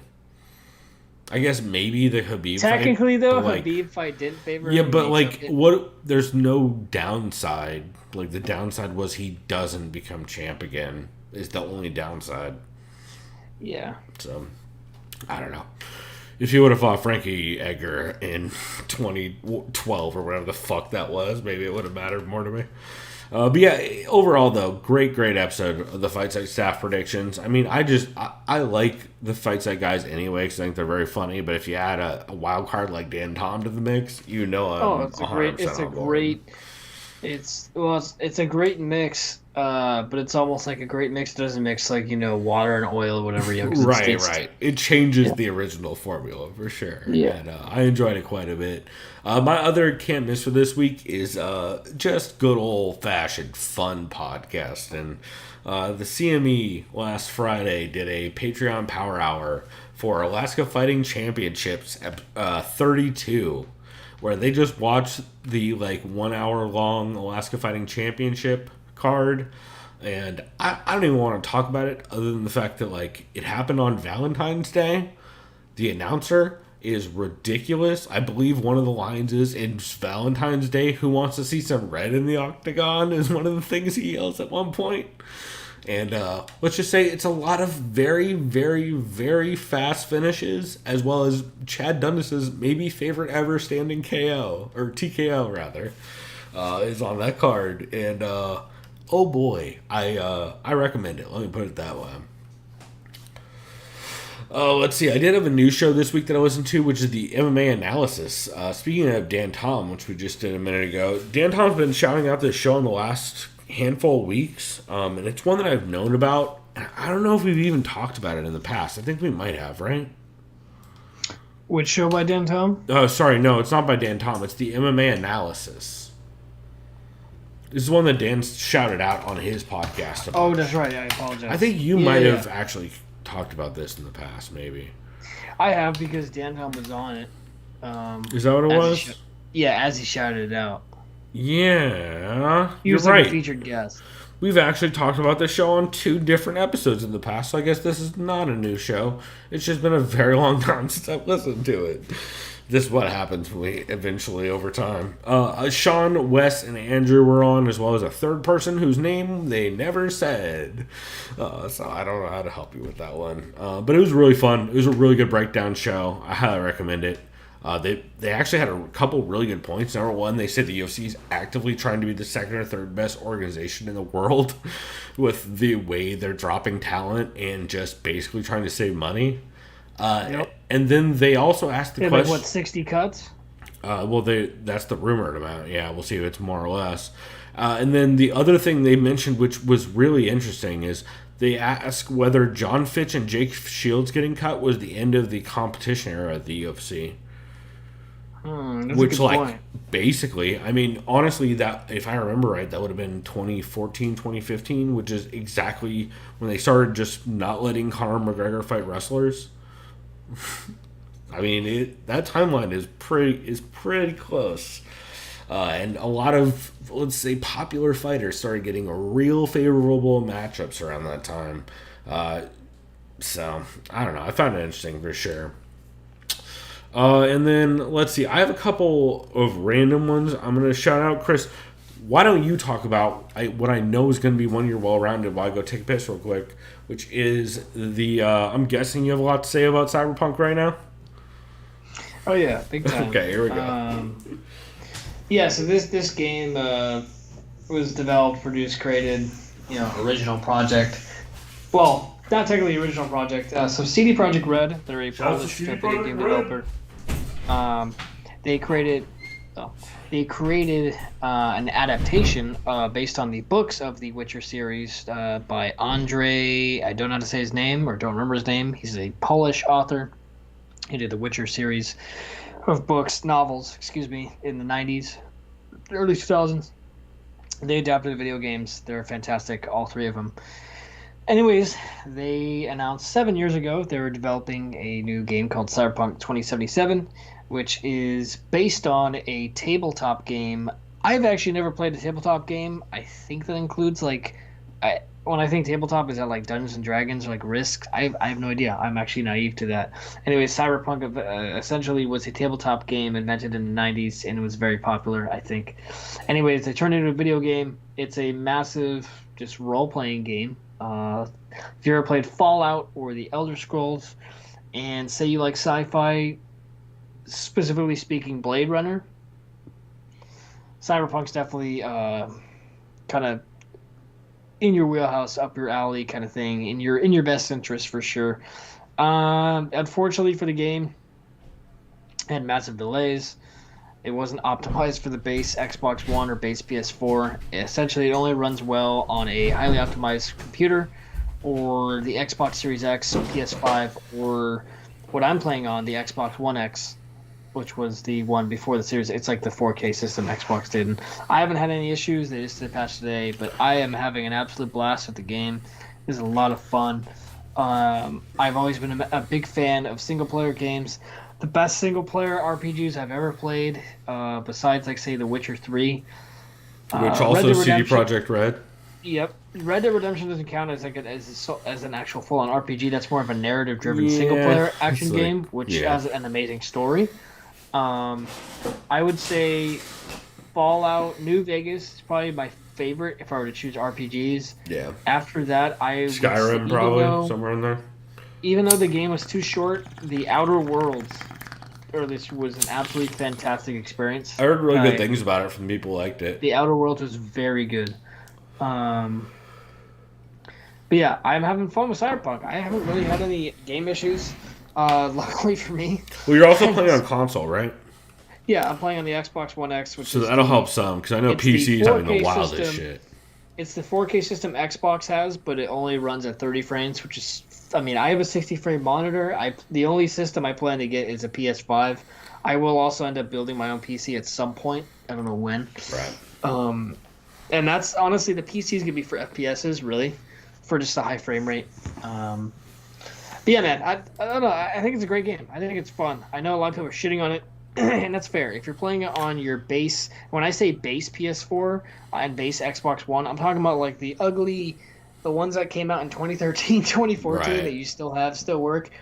Don't fucking get it for that. Well, that either wait. Yeah, that or like also if you're someone who's not used to like open world jank in RPGs, like if you have not played a Fallout game, this is probably gonna be very jarring. You'll hate for this you. game. Yeah, You will fucking think it's boring. You're like, because this is even lame compared as to The fuck. Witcher, this is like pretty jarring in the amount of It's jank, slow. open world jank. Yeah, Yeah, I think it's fun. It really comes down to, do you like sci-fi and do you like Blade Runner? I know it's like, Yeah, what the fuck? it's does do you like have to Blade do it? Runner But is it's like basically- everything Blade Runner. or Like, there's Tron even like Runner, yeah. police officer characters called net runners, which are literally just the detective. Or if you like Netrunner, And there's like replicants. There's AI. It's, I don't want to spoil too much, but it's essentially Blade Runner the game, but with a lot more kind of like attitude and visceral violence, sex, drugs, rock and roll, Right. all that shit. It's also the original. yeah. The original score is absolutely fantastic. It really kind of, dude. I did a main mission and there was like an NPC like in my face pressuring me to take a hit of this inhaler, which is essentially like black tar heroin. Just And I was watch like, this. nah. I just watched this mission, by the way. Did you with the Maelstrom guys? The guy named Dum Dum. Yeah, Dum Dum Ball. just watch Yeah. that. Dude, the score Giant, is so. we'll have a link in the good. description. Giant Bomb did a video. Although I think on theirs they might have done the streaming option where it turns off the music. So remember. they did. I get that, and this is the thing. I'll say this: what I do is I don't have usually more than one save file. But what I did is, the character I built, he has a lot of body, which is like physical strength. Chris wanted to see some dicks. What's up? I said Chris wanted to see some dicks. I know about that character creator, bro. Yeah. Circed or Monster uncirced, bro? on, bro. You circed or uncirced in that game? I know, right? Someone was telling me they're like, if you're uncirced, it crashes the game. I'm like, well, I went. No. If you're circed, they said if you're circed, it crashes the game. I'm like, well, good thing I'm uncirced. So, anyways, back to the thing. It was fucking ridiculous. Back to the actual. There's a Moyle joke in there somewhere, but I'm not gonna make it. Yeah, right. Back to the game, you can like get an actual sentry turret. I ended up like, it was like, oh, you can go past, go meet with the guy. It said I had the ability to rip the turret out, so I was like, oh, and then everything started. Oh, you're a attacking me. fucking you are just a big old dummy character in that. But then game. eventually I just fucking obliterated him. I'm like, well, this is boring, so I just reloaded it. But it's kind of cool to see Yeah. the different scenarios and stuff you can do, and it's more fun negotiating with them. Doing influence with speech, right? If you play Fallout and all that and stuff. It was fun. Well, it's like It was with all fun. those games, yeah, you get way more dialogue and Oh, history I options. remember, dude, Fallout. I would do super high speech and intelligence, so I could just talk my way. Yeah, that and lockpicking. Yeah, that's all. That's all Yeah. you need. You don't even need to know how to shoot or like. But in this game, No, it's you just have to fun. know how to run. What's up? So you just have to know how to run in Fallout games if you're playing like that. Well, ironically, they didn't introduce sprinting until Fallout 4. Oh, I So if you play remember. New Vegas, you know how. In By run, I Fuck. mean like very, very, very slowly walk away backwards. bro, Try to as stay good at as a New range, Vegas yeah. is, if that game had sprint, that game would have been Oh even my better. God. Well, yeah. To be fair, I heard. I did hear that on PC sometimes Sprint just stops working on fucking Cyberpunk. Like Jeff Gersman keeps having these problems where Sprint just doesn't work, and he has to go to the. If he tabs out to the menu and goes back, sometimes it will start working again. Like there's a lot of like floating guns and NPCs who are not actually like doing their walking animation. They're just gliding like they're on a fucking people mover. A lot of that kind of stuff happening. It's that game's real interesting. All I'll say is, if you've ever played shooters, don't do shooters, and you can do melee builds. I've been doing using a katana, and it's just super satisfying, just slicing and dicing your way through different gangs. Yeah, and well, shit. otherwise it turns into like a fucking bad Borderlands clone. It's basically what it is. I mean, When you start- and honestly, now that I'm talking that through out loud, this is really just a bad Borderlands clone, actually. There's literally a fucking there's a zero build. It's, you know what I mean? That was the whole, fuck, that the kinda sniper is. katana Oh, is God. literally No, just you're right, there is Borderlands. zero build. And there's numbers flying off of everybody's head, everyone drops loot. This is just Borderlands 4, except better. I'll say this: if you don't build up your equipment, your attack, or your guns, and you could just like obliterate someone. Like I have like an AK-47 gun that I leveled up, and I could kill people with pretty fast. But it's just still like give me the katana every time I run up to you, and literally like power attack, and you literally show you just cutting off their head every time, and like you just run to the next guy. It's just way more satisfying. Everybody I've been seeing play it, like they try and play like slow stealth, and then eventually they try and play gun, and they're like, "Fuck this!" And you just see them running around with katana or a lead pipe. I just got a new thing where, like, unfortunately, you have to buy individual knives, but you can like throw a knife into their neck and instant kill them. It was pretty sick. But That's pretty tight. other than that, yeah, and you can do the hacking too. You can do all hacking, and the only one I did that was fun is you could take over cameras or shut them down when you're infiltrating like outposts or bases. But the fun part, Yeah, you can like ping them and you stuff. can make people get out of fighting mode, so like, you could shut their brain down and you can go kill them. It's pretty fun. Yeah, there's definitely some cool stuff. It'll be interesting to see like how that game grows too. This game will be probably twice as good in like 6 months. I mean, that's every CD. I told you via text, like every CD Projekt game, I basically wait until either they release their big DLC or their The Witcher remastered 3 division. came out in 2015. I didn't play that until about 2017. When the what is it, the Blood something? Blood and Wine and Hearts of Stone, two of the best DLC expansions I've ever played of any game. Well, anything. that's when those games got good because they fixed a lot of the problems, and then like that's every CD Projekt game. I wait until the big DLC. I'll say release. this: I know technically CD Projekt Red had plans, or apparently it's still a thing, that Cyberpunk will have an online, like GT Online style. Please, I'm sure don't it do will it. eventually. Not at this point, because it's not going to. No, be good. they'll fix. They're pretty good about fixing stuff before they do new stuff. So I'm not that worried about it, but It's not like they're Rockstar where they know people just keep getting them money and they keep having that's the the same thing game is for about 7 years. they would absolutely be Rockstar if they had 10 times the budget like Rockstar does. By the way, or 100 times. what's your prediction for Grand Theft Auto 6? I say 2024. Dude, that is so optimistic, bro. I would say 2026, and that's only because they're going to be releasing fucking GTA 5 content until the pandemic is over. They're not even going to start on the new game until the pandemic is over. Too bad Bully 2 got canceled. Dude, don't talk to me about Bully 2, alright? I'm going to fucking crawl through the screen and fist fight somebody if we have to talk about Bully 2 right now. It's the best goddamn Rockstar game ever made. It's not even fucking close. Jimmy is the man, and he will double like any teacher in the land. Yep.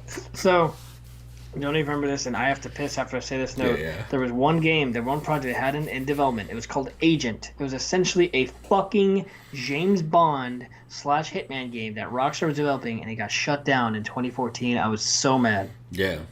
I mean, Like, that would have been I still good. want Manhunt 3. Well, Although what are the Manhunt odds 2 on Red sucks Dead so 3? bad. That'll so. be a thing, probably. But I they'll mean- have to real. Yeah, 20 years from now, we'll see Red Dead 3. Yeah. Well, that's fine with me. It was Red Dead literally 2 was a what? masterpiece, Yeah, when did so- Red Dead 1 come out? Like 06? So literally 2010. Oh, you mean Revolver? Revolver was like Revolver, 06, yeah. It was or like, 04, yeah. Red Dead Redemption 1 was 2010. But okay. So it took him, what, 8 years? Yeah. Anyways, I'm going to piss my pants real quick. I also going to grab another beer, so.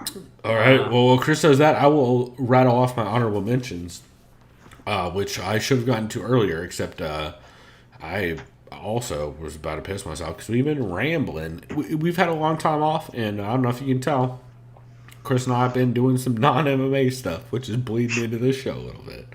Honestly, I'm not that mad about it. Shouts out to Chris's cute dog in the background, which we just heard.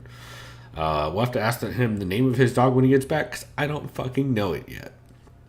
Let's see. So my honorable mentions this week. The Art Fight Podcast, episode 113, I absolutely loved. This honestly could... Shit, this probably should have been a catch. Actually, you know what? This is a catch. I'm moving it up. It's really good. This is one... actually, again, full disclosure... Shawnee reached out to me and asked me about the Art Fight Podcast, which, as you guys know, who've been listening week to week, I've been a big fan of their show this year. I think I just recently heard about it, probably sometime this year. I'm sure if you search it on our site, you'll see the first time we had it as a new show. But I've been a big fan of it. And when Shawnee reached out, I was like, oh, fuck yeah, that'll be a cool discussion. Because there is a lot of talk about MMA judging. And it's interesting. It's not the normal judging discussions you'll hear. And it's actually it's kind of a weird episode even for Art Fight. I don't know what it was. I think it was just everybody's kind of in a weird mood right now with the way the world is, especially in America. So maybe that was part of it. But I just thought it was really interesting. They talk about how worthless the significant strike stats are. And then people on the broadcast like Joe Rogan and Bisping just getting scoring completely wrong over and over again and refusing to learn it, even though and then people bring up to them that they're talking about scoring incorrectly, and they're like, okay, bro, I've been watching fights since da-da-da. Fighters do that a lot, too, where it's like, yeah, that's fine. I get it, how you feel like you're right, but you're super wrong according to how the rule is written. And you just haven't ever looked at it. So it's interesting to hear him get into that. Also, it was very cool to hear how Shawnee kind of got into podcasts way back in the day. I didn't realize that he was part of the people who were a big part of the Steffi Haynes did a podcast. This was before my time for the Steffi and Bloody Elbow stuff.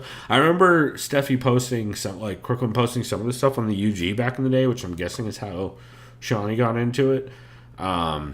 But yeah, Stephanie Haynes had a podcast forever ago. I think it was called. I think Shawnee said it's called Tap Out, but I mean that's one of those words that could be a combination of that stuff. But it was interesting to hear him talk about how he got into the got into the MMA podcast sphere through shows like that and a couple others. Then he talks about the difference in Irish MMA, kind of pre and post the big SBG boom, and yeah, just a really good episode overall. And you kind of got a lot of... I actually got more background on Shawnee podcast during that than I probably have during anything, which is interesting because I've listened to a lot of that dude talk, and I guess a lot of the early days stuff I never actually heard about. So that's pretty cool. I enjoyed it quite a bit. Let's see, some honorable mentions now that I have officially added that to a catch status. Best Game of My Life, Episode 7, Fernanda Proces. Fucking, I know I'm butchering that every time I say it. I feel like I get worse at it every week, and I don't know how.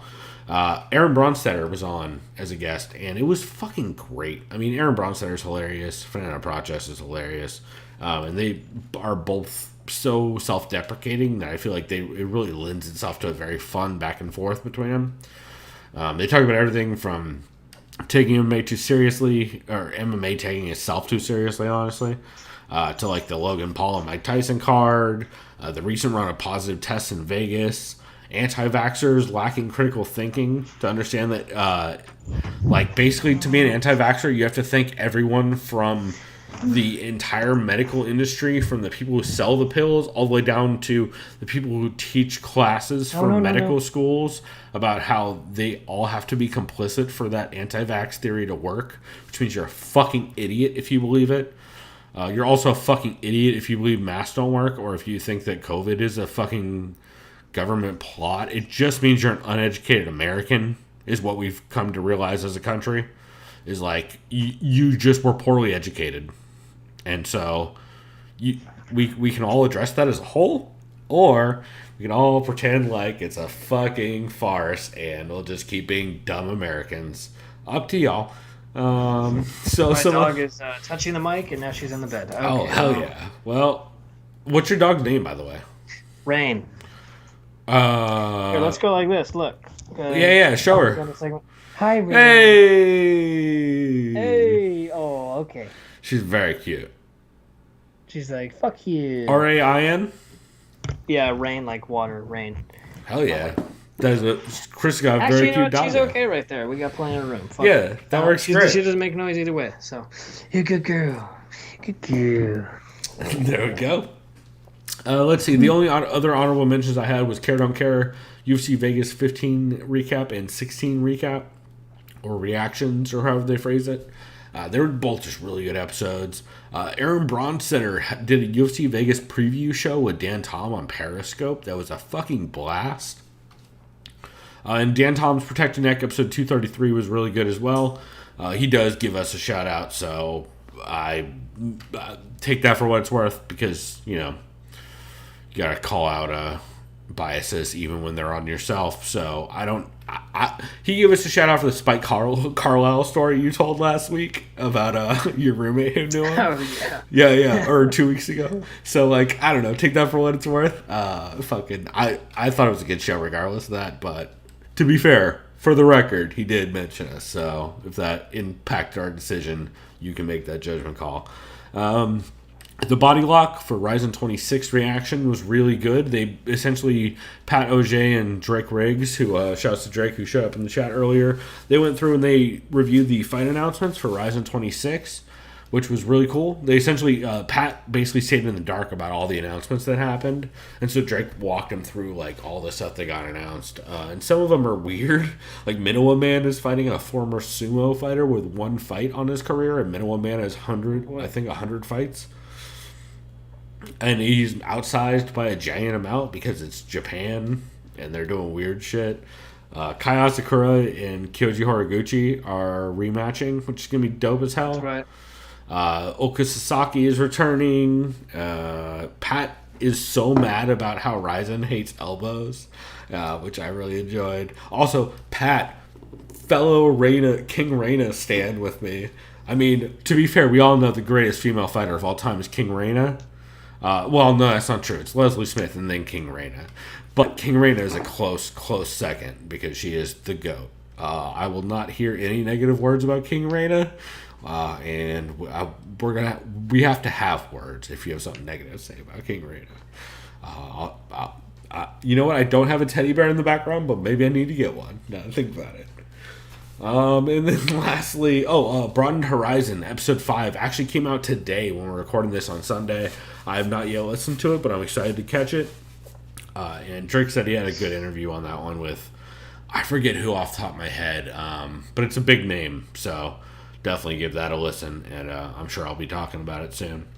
Wrestling for MMA episode 15 was really solid. Ed Gallo, the fight site, goes into detail about the Georgian takeover of wrestling and MMA, and kind of gives some ideas about some people to keep an eye on.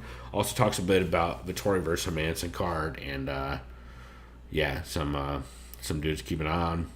Verbal Tap episode 437 and 438 were very solid. 437 was the 8-year anniversary, where they had Richie Boogeyman Martinez of 10th Planet fame on. That was a really fun one. And then they had Sam Yang from the Southpaw podcast on 438, which I really enjoyed. A lot of talk about how Sam, of course, on the Southpaw podcast, is kind of notoriously intertwined more progressive I don't know. I'm trying to be politically correct, and I'm bad at politics. He is on some fucking what I believe most MMA fighters will refer to as pussy leftist kind of politics. Because really, if we're doing it in MMA terms, that's how I feel like the majority of fighting people would describe it. I think that's what they call it. Yeah. If they're fucking mouth breathers. And I always really enjoy Sam's stuff.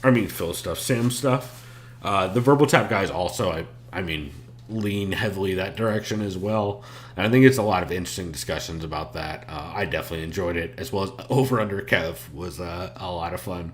If the Shoes Fit, Supreme Betrayal was pretty interesting. If the Shoes Fit was kind of about MMA this week. Not entirely, but there was enough QAnon talk that it kind of tied into MMA. Oh boy.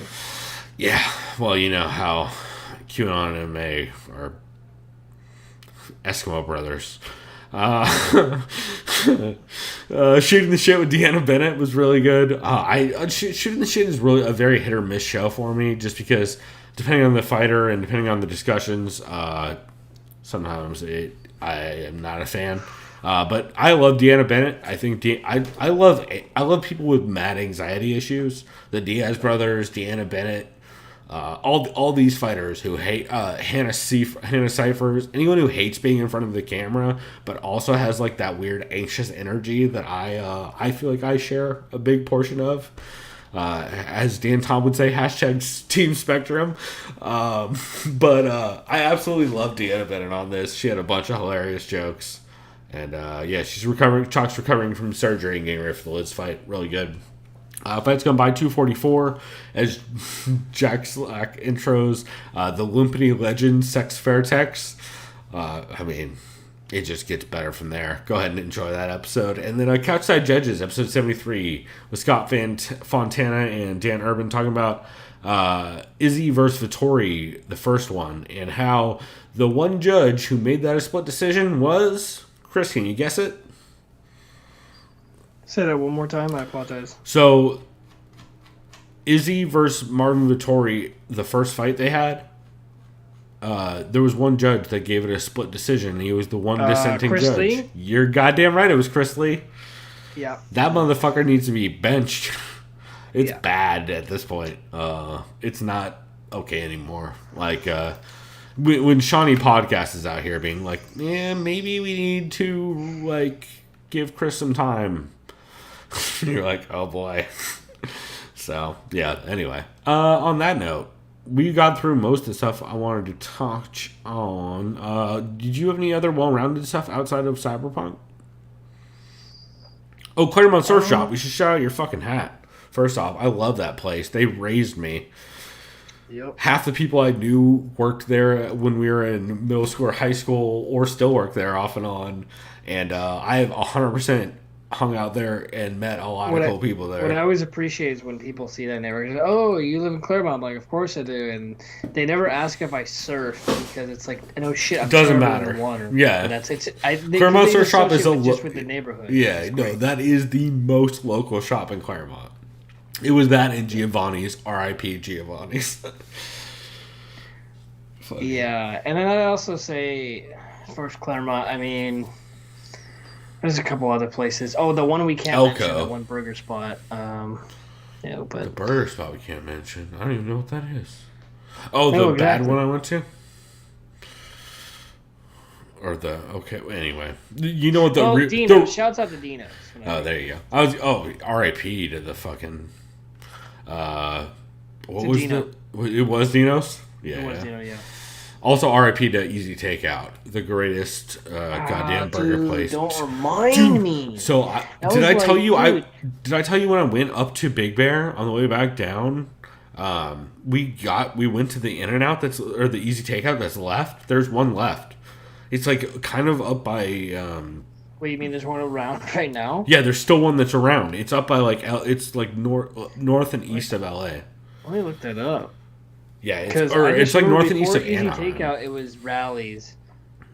Yeah, well, there's still Rallies around too, but Easy Takeout is a legit 1-to-1 knockoff of In-N-Out, but it's way better. I will stand by that shit. Not just because I worked there when I was 16. Easy Takeout Burger. Yeah, dude, I told you. Upland, California. Yeah, I went to it not long ago. Miles away. Yeah. If I were to drive, it'd be an hour and 38-minute drive. Yeah, it's like right by Anaheim, kind of. Oh my god. Yeah. Dude, these burgers were straight fire. They're super fire, they're super cheap, and... dude, I remember all the shakes they had. Oh, 100%. Boysenberry shake, dog. You can't beat that shit. Thank you. Boysenberry. I told you, I used to work at this place. Also, pro tip, if you do work inside of the one in Claremont back in 2000, you definitely don't want to try and walk from one station to the other inside of the little shack it was in, because it was a metal grate floor covered in grease, so you have to slide or else you're going to eat shit.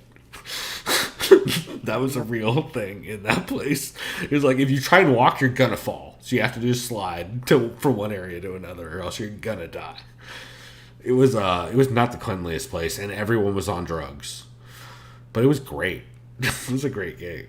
Also, speaking of... Look at all these photos, man. Loaded fries, chili cheese fries, the burgers. Like, fuck. Yeah, it's fucking really bomb. I'm going to show these to my brother once we take our break, and he's going to be like, dude, what the fuck?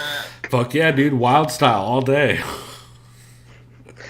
You already know. Yeah, it's like, what you know about animal style, right? Shit, Wild style. it's wild style. Dude, for the first fucking...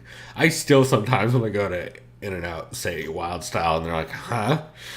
I'm like, all right. Anyway, I mentioned PB Smoke Shop for this horrifying piece I got that still kind of haunts everyone's nightmares. It's really upsetting. Let's see. I will. I should shout out, I guess, Smoking with Small Time, who is a weed reviewer up in, I want to say, like, outside of the LA area, but near the LA area. I want to say Merced, maybe, is where he is. Maybe it's Merced. Anyway, he has a lot of really good weed and wax reviews. Which, speaking of which, when we come back, I'm going to take a dab of maybe the greatest wax I've ever had in my life, which is 710 Labs Percy Live Rosin. Chris, you know anything about 710 Labs?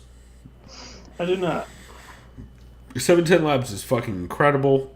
They are by far probably the premier kind of concentrate distributor around. And yeah, it's fucking incredible. So maybe I'll do a touch of that in a minute.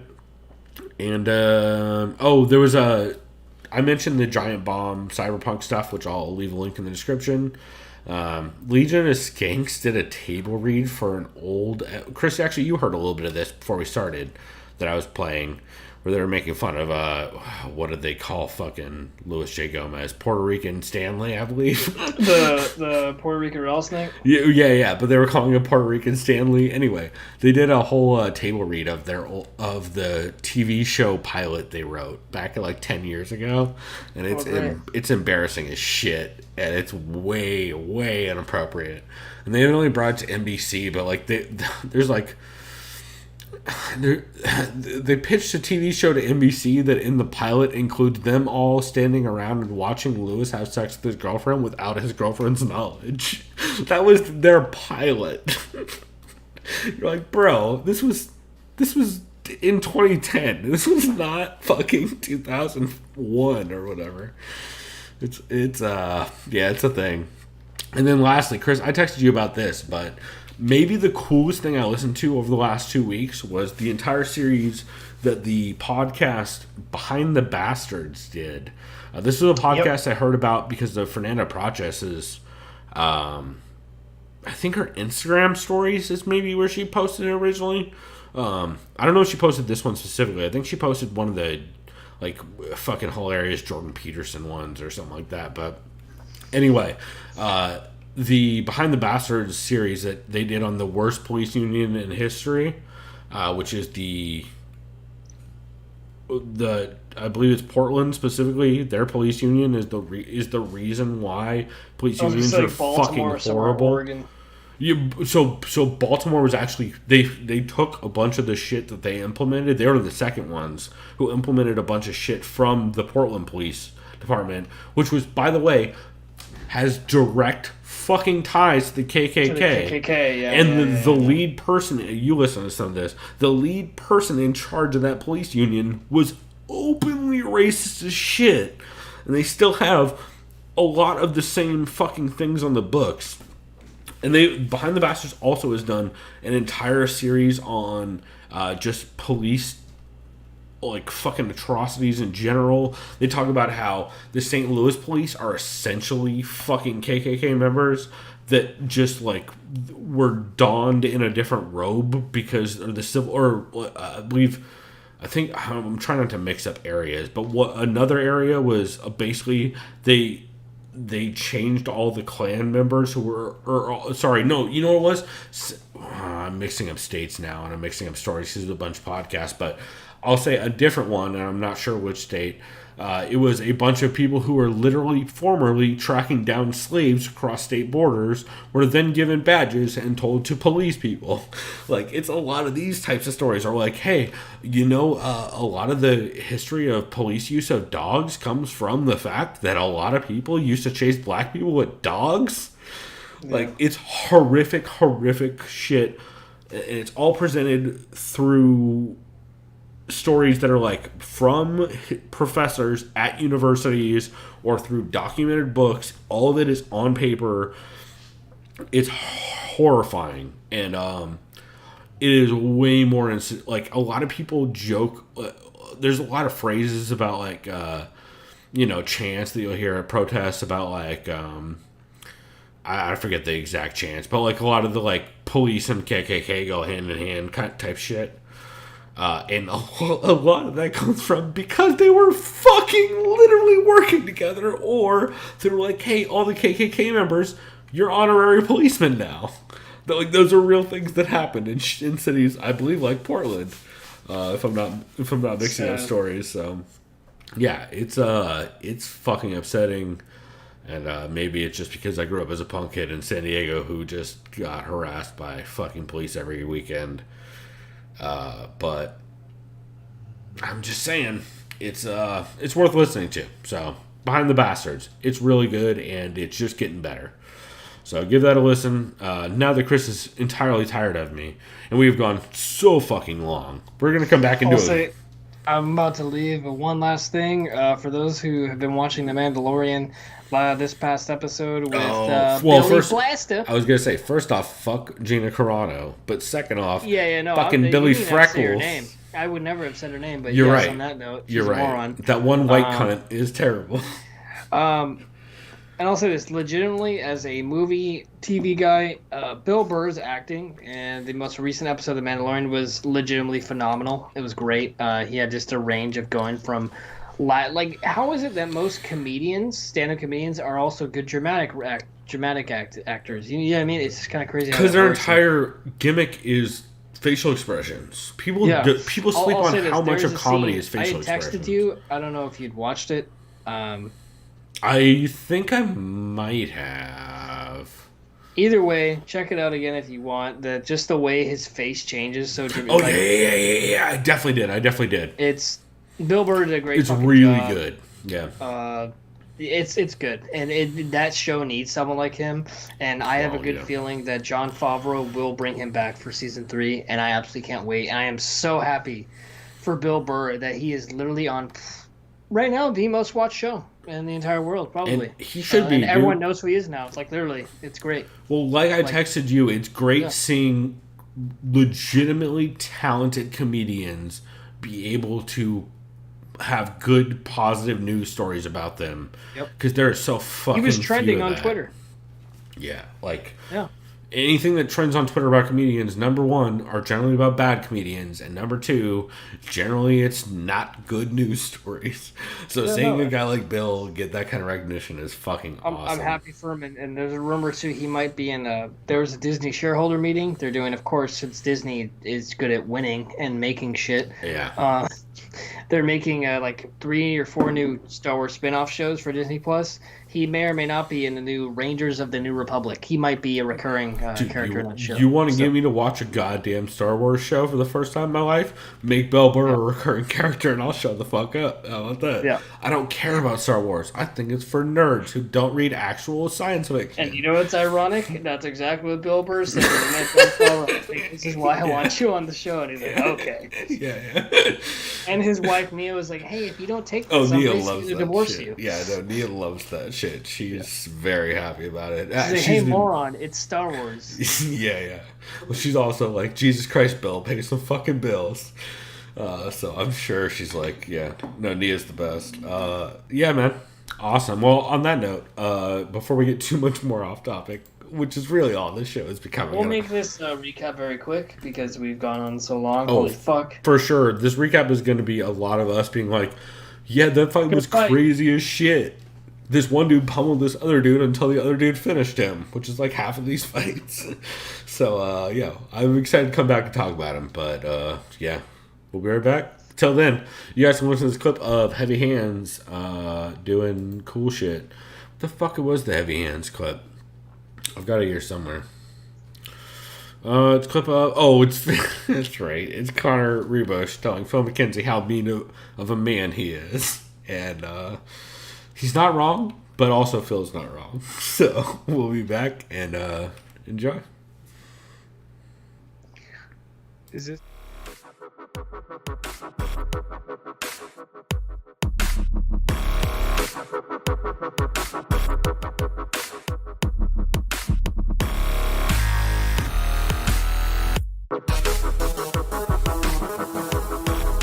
Liked by the sound of violence. Now, I know, Phil, that the idea of a seniors league does fly in the face of one of your most deeply held beliefs, which is the canon. the canon, the Phil canon, which is that it's good when old men are murdered by men 30 years younger than them. You like when that happens. That's what they get. You think it's funny. That's what they get. I just don't know how you could say that. Like, I get it. I'm a piece of shit too, but like about like beloved fighters, you're like, that's what they get for being victims of time. I think you might be bitter about your own age, though.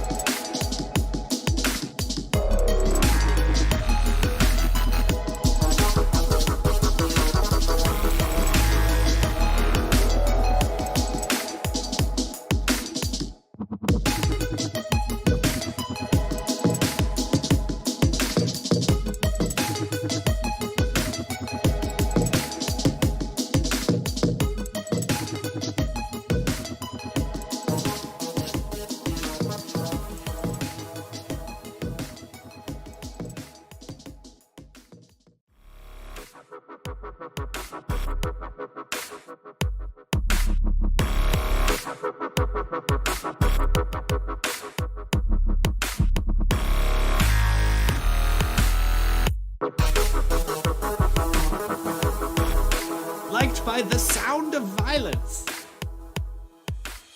Now, I know, Phil, that the idea of a seniors league does fly in the face of one of your most deeply held beliefs, which is The canon.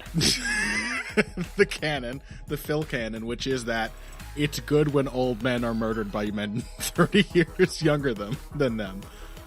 You like when that happens. That's what they get.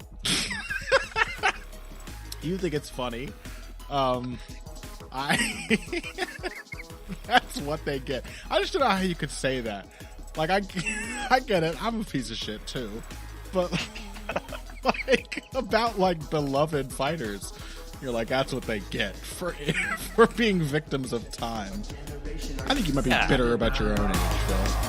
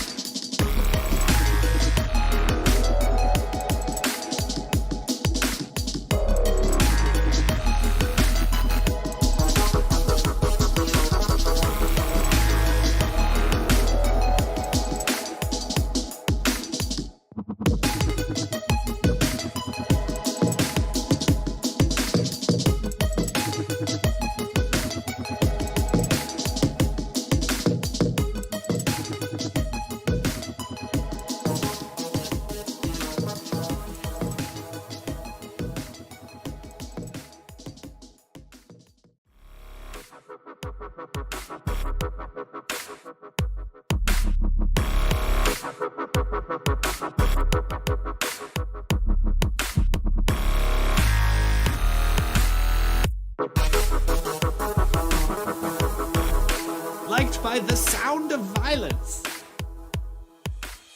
Now, I know, Phil, that the idea of a seniors league does fly in the face of one of your most deeply held beliefs, which is The that canon. the Phil canon, which is that it's good when old men are murdered by men 30 years younger than them. You like when that happens. That's what they get. You think it's funny. That's what they get. I just don't know how you could say that. Like, I get it. I'm a piece of shit too, but like about like beloved fighters, you're like, that's what they get for being victims of time. I think you might be bitter about your own age, though.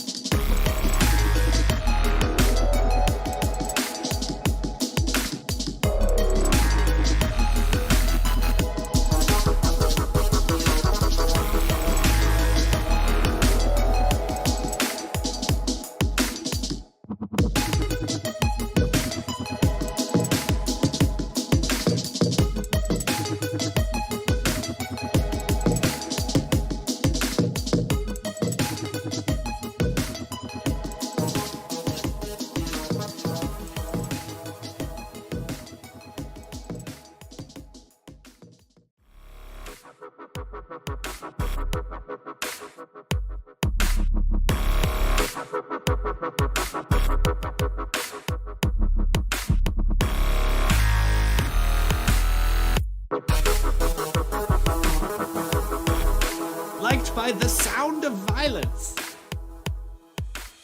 Now, I know, Phil, that the idea of a seniors league does fly in the face of one of your most deeply held beliefs, which is that canon. the Phil canon, which is that it's good when old men are murdered by men 30 years younger than them. You like when that happens. That's what they get. You think it's funny. That's what they get. I just don't know how you could say that. Like, I get it. I'm a piece of shit too, but like about like beloved fighters, you're like, that's what they get for being victims of time. I think you might be bitter about your own age, though.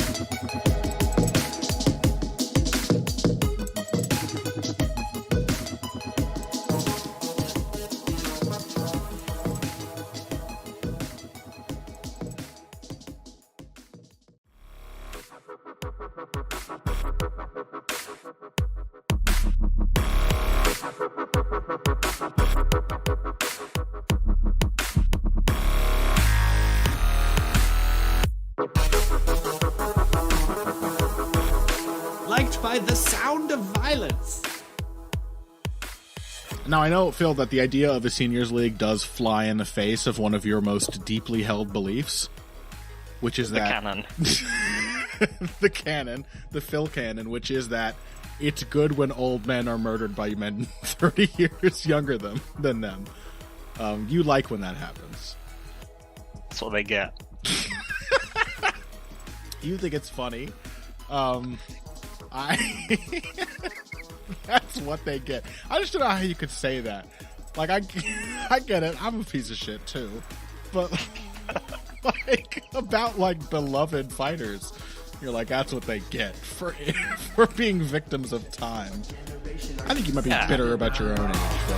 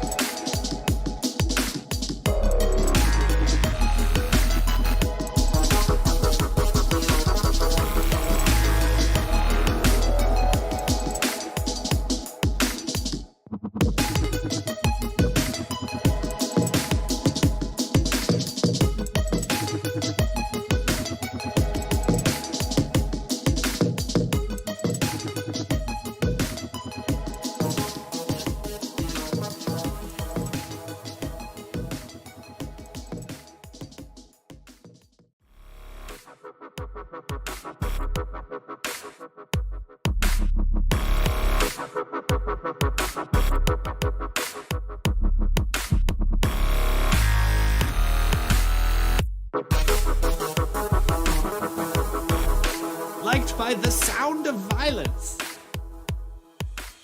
Now, I know, Phil, that the idea of a seniors league does fly in the face of one of your most deeply held beliefs, which is that canon.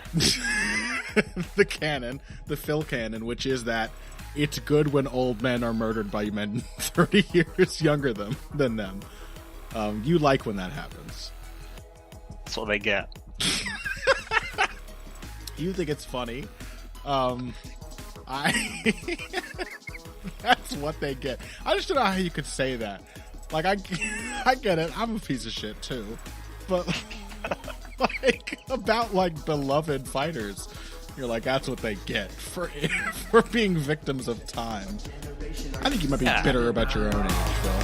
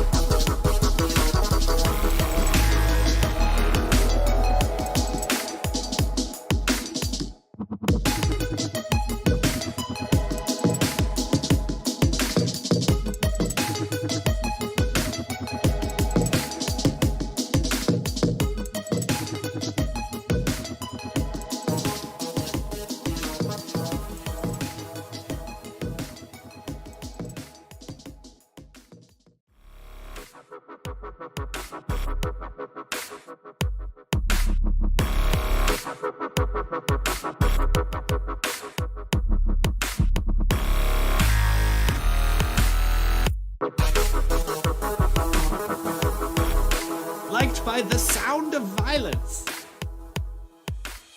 Now, I know, Phil, that the idea of a seniors league does fly in the face of one of your most deeply held beliefs, which is that canon. the canon, the Phil canon, which is that it's good when old men are murdered by men 30 years younger than them. You like when that happens. That's what they get. You think it's funny. That's what they get. I just don't know how you could say that. Like, I get it. I'm a piece of shit too, but like about like beloved fighters, you're like, that's what they get for being victims of time. I think you might be bitter about your own age, though.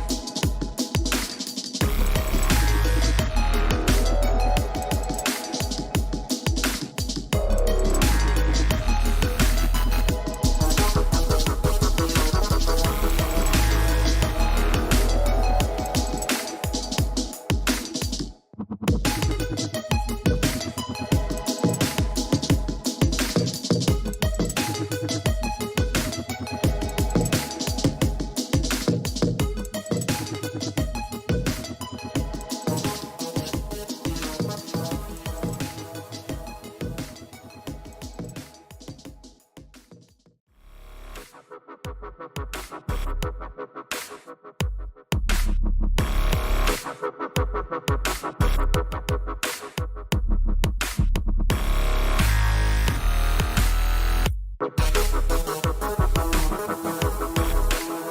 by the sound of violence. Now, I know, Phil, that the idea of a seniors league does fly in the face of one of your most deeply held beliefs, which is that Canon. the canon, the Phil canon, which is that it's good when old men are murdered by men 30 years younger than them. You like when that happens. That's what they get. You think it's funny. That's what they get. I just don't know how you could say that. Like, I get it. I'm a piece of shit too, but like about like beloved fighters, you're like, that's what they get for being victims of time. I think you might be bitter about your own age, though.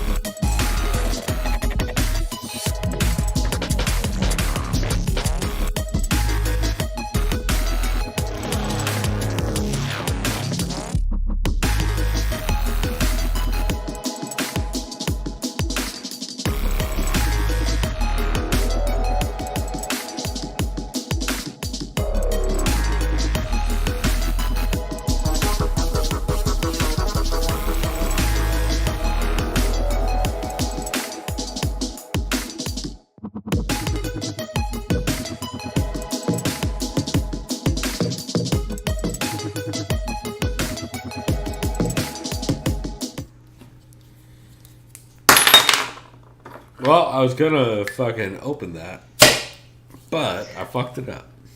All right, everyone. On that note, we're back. Thank God, because I don't know if y'all saw me bumble that like a goddamn Momo. That's probably not the phrase. Apologize for that. That's probably not the move anymore. Is the phrase Momo, Chris? I thought, well... It's probably not a great reference. Is Momo not PC? I thought Momo just means like dude or weirdo, like in New York. See, I thought that too, but guess who it comes from, and guess who's been way more comfortable with the F word lately? Oh. Yeah. So is it like a homophobic phrase? I'm starting to think it was homo, and then he got in trouble, and he started saying Momo. So, apologies.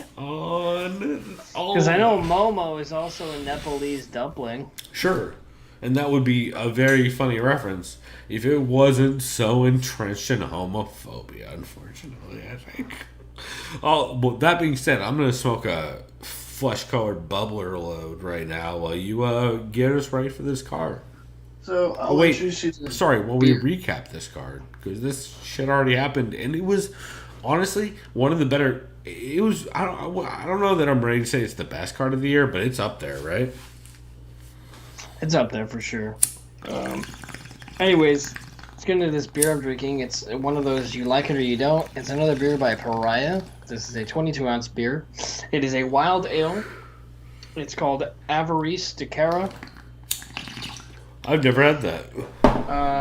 It says featuring our proprietary North Park native yeast strain. This beer is bone dry, pleasantly funky. It is very funky. It's sporting spicy Saaz hops, Saaz to be precise. And spell it. By native yeast, we mean that we isolated it from a bougainvillea tree. Bougainvillea tree. Bougainvillea. Bougainvillea. I know I've seen it. I'm pronouncing how my mother pronounced it when I was a kid. Bougainvillea tree in our founder's backyard right here in the 92104 North Park. After we convinced it... Those are local to this area, if I understand it correctly. After we convinced that there's more to life than flannels and lattes and to come work for us, it has proven to be a real trooper. We totally love flannels and lattes. It's developed with age, paired with a deliciously odoriferous croquet. Odoriferous, thank you. I can't read. I'm guessing. That's 100% a guess, but I'm guessing it's not. If it's odoriferous, that sounds wrong. It's odoriferous, yeah. Yeah, it sounds odoriferous. Wrong, but croquet, monsieur or madame. Wow. You just call croque monsieur croquet monsieur? Yeah, I'm not a frog, so excuse my... Bro, shots fired to French Phil. Hey, I am not cultured as okay, that's 100% the right way to phrase that, is that you just don't understand France. Yeah. Okay, that makes way more sense. I am not cultured. First off, croque monsieurs and croque madames are fucking delicious. Also, I don't think they're French. I'm not sure I don't think they're French. I'm so ignorant with French Phil. If they're French, let me know if they are French, because anyways, that seems like a very American thing. Yeah, no, that sounds delicious. It tastes like a very... It's weird. It's almost like it tries to be sweet, and then it just punches you in the mouth with like a skunk, weird kind of like almost gross taste. Like, I don't want to say gross. It still tastes good. It's like Barnyard. It tries to taste bad. I don't know. I like it though. It's really dry and refreshing. It sounds, based on your description, it sounds more like the kind of like outdoor Belgians, like almost like a. Like not like a dry, like not like a Fontaine. So I had my brother try it, and he was just like this. I was gonna say like not quite like a dry Fontaine or Fontaine or however you pronounce that, but like definitely on the funky side of it's like, funky as hell. Yeah, it's like on the you almost get like that horse blanket barnyard kind of funkiness to it, right? I would assume. Yeah, something like that. Like it's got that's one thing I love about sours and hate about sours is you don't always know what you're gonna get. Like, they'll put whatever they say they feel like about it on the label, and then you're like, we'll see what this actually looks like when I get it, because 50% of the time it is not quite that. I'm gonna get into this because I'll be honest, I'm gonna keep this recap short. I'm tired as fuck, and the dog is snoring and is tired of my bullshit. Anyways, 100%. And also, I feel like a lot of this card went very like there was a lot of steamrolls on this card. Yep. Speaking of not steamroll, speaking of come from behind victory. I mean, speaking of absolutely steamrolled up until he won. Yep. Chase Hooper is a 145 featherweight bout, but he defeated Peter Barrett via submission of a heel hook at basically the very end of the fight. 3 minutes and 2 seconds of the third and final round. He was getting his ass kicked. He did an Eminari roll, or what looked like to me an Eminari roll. You know it. Into just like a 50-50... 50-50 guard. I guard, don't remember off the top of my head. I'll see if I can pull it up while we're talking about it, but I don't remember whether it's inside or outside. I want to say it was outside. But I don't remember off And the top of my essentially, head. it was him in position, trapping Peter Barrett's. I mean, both of one. I don't know if it was his lead left leg, or essentially hit him in a position where he trapped his hips in his leg, and kept punching him. But Barrett was intelligently using his forehead to block those punches from just Over and guard, over again, which, like, over and over and over again. And it's bad look up for the essentially judges, but Chase Hooper turned his hips over violently, I think to his left, and then grabbed his heel and cranked on it and got the very impressive submission. yeah, it was nasty as shit. You could see it was a problem the second he got the heel, because the dude tried to play it off a little bit and, like, see if he could, and then he was just like, and you could see his, like, entire expression change in a second, and then was just vehemently tapping. So, absolutely impressive win by the very young Chase Hooper, who's only like 21 or some crazy I mean, shit. impressive win, but also a kind of Impressive one of those showing wins too by that Peter is, Barrett on feet. well, it's also like, yeah, it's also kind of a an auditing of your skill set in a very real ass way that, like, is gonna be a problem for him if he doesn't fix that immediately. And I forget who said it on Twitter, but I saw somebody say, send him to wherever the fuck Brian Ortega went for a year. And I mean, yeah, honestly, like, he should absolutely meet up with Brian Ortega and figure out what the fuck Brian Ortega did over the last, like, 18 months of his career. Because that dude needs to work his hands, or else he's gonna never. You can only work that, like, kicking to guard and retention game. Say for what so you will long. about Brian Ortega, if he's a douche or not, whatever, right? With the whole J Park thing, that dude absolutely transformed his striking in just 2 years. Oh my Like, God. wow. It was night and day. Like, it's wild, the difference. I almost want to see him rematch Max Holloway. Not that I think it goes that much differently, but No, but I also, like, yeah, it's a very dude, I remember I was so confident that Korean Zombie is gonna fuck him up. yeah, it was definitely one of those things where, well, to be fair, I feel like I was pretty right about a lot of that early on, but then again, Maybe he's back on the roids. Just kidding. yeah, that was probably it. Okay. Anyways, Tisha Torres, speaking of steamroll. Oh my gosh, yeah, so I just made you watch this because you actually missed this originally, right? Yeah. And dude, I mean, you didn't make me watch it. You just suggested, you're like, hey, you should watch this. I'm like, well, all right. I was like, yo, we have to watch this before we start because this is, like I said to you, I would argue the most impressive performance we've ever seen on Tisha Torres outside of maybe, like, what was the early, she had an early stoppage in her career, but this is by far the most impressive one in recent memory. I mean, she doesn't get stoppages. Yeah, no. I'm trying to remember the last time she even had a stoppage, if I'm honest, and that's no knock on her. No, I mean, I literally can't think of one. I can't think of one. Yeah. And her record, it looks like, I mean, it's a decision since Jamie Moyle in 2012. So, unless there's one I'm not aware of. Oh, no, you know what? She had an RNC over Juliana Lima. That's what it was. But that's the only one in her entire career outside of this. And this was an absolute fucking savaging that she put on this one. It was, she just sat down. I've never seen Tisha Torres sit down and punches the way she did in that fight. It's fucking incredible.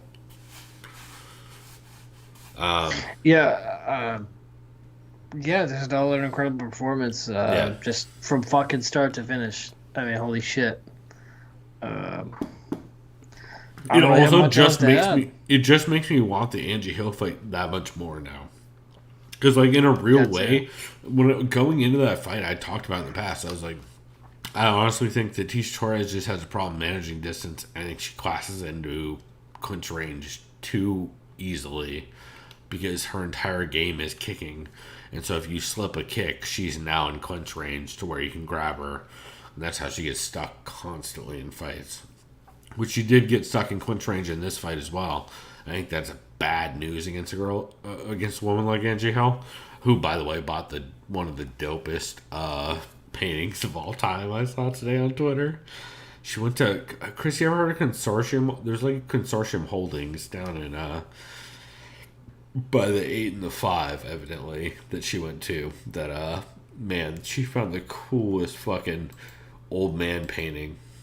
I'm a big fan. Anyway, super off topic. Point is, I very much want to see Angie Hill versus T. Suarez in the near future. I think it'd be dope. It'd be really fun, and I think that's inevitable.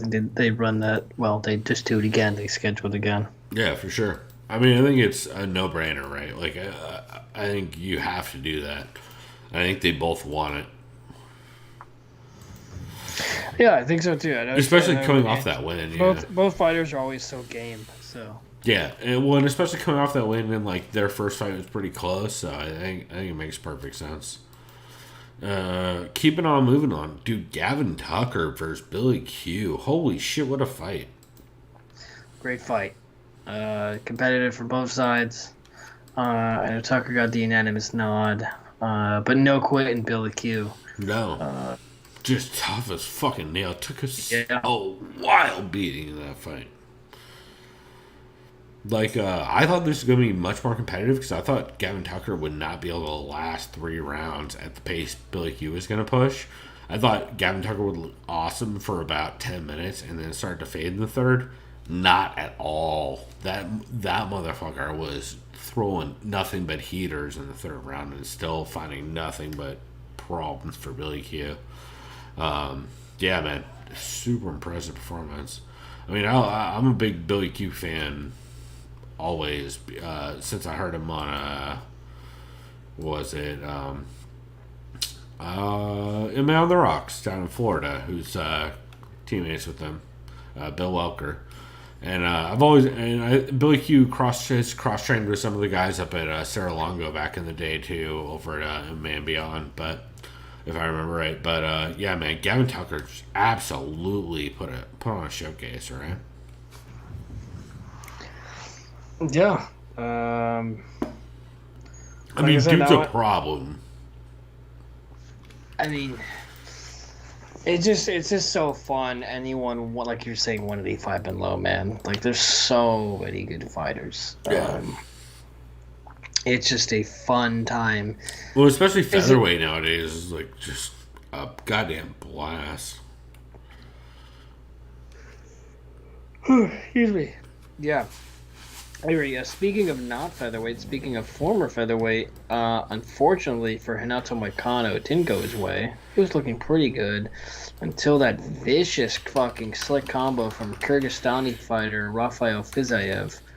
Goddamn. Yeah. That was just so smooth. And I think Fiziev trains with Shevchenko. I always get mixed up on where Fiziev is actually out of camp-wise, because I believe he's Tiger Muay Thai guy, right? Yeah, I mean, I know Shevchenko is too. Yeah, but like Tiger Muay Thai is one of those gyms though that like people don't really train out of exclusively. I mean, some people do. That's not true, but like a lot of people use that as their camp. But they'll bring people in to work with them at Tiger Muay Thai kind of thing, or they'll do pieces of camps other places and then finish off Tiger Muay Thai or vice versa. Because it's a very transitive gym. I don't know if transitive is the right verb or word that I'm looking for that necessarily, but it's very much a gym that it's a very transient gym. That's the word I'm looking for. Where it's a lot of people in and out and doing camps in pieces there, and you kind of from what I understand, you kind of bring your own coaches if you want a game plan specifically, or if you just want to work like overall. That's why a lot of people go there outside of camp. It's just like kind of work overall game. And so it's interesting. I feel like Tiger Muay Thai is one of those gyms that I feel like improves everyone's game, but like it improves it in different levels depending on how much they invest into it also. Because like you see some people just completely like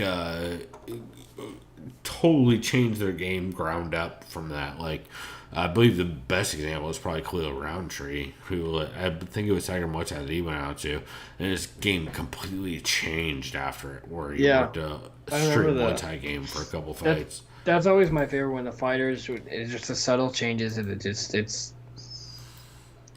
Yeah. yeah. Well, it's just like committing to differences in your game, which is it's always interesting to see because you don't see a lot of it. But anyway, back to Fiziev versus. We're on Fiziev versus Moicano, right?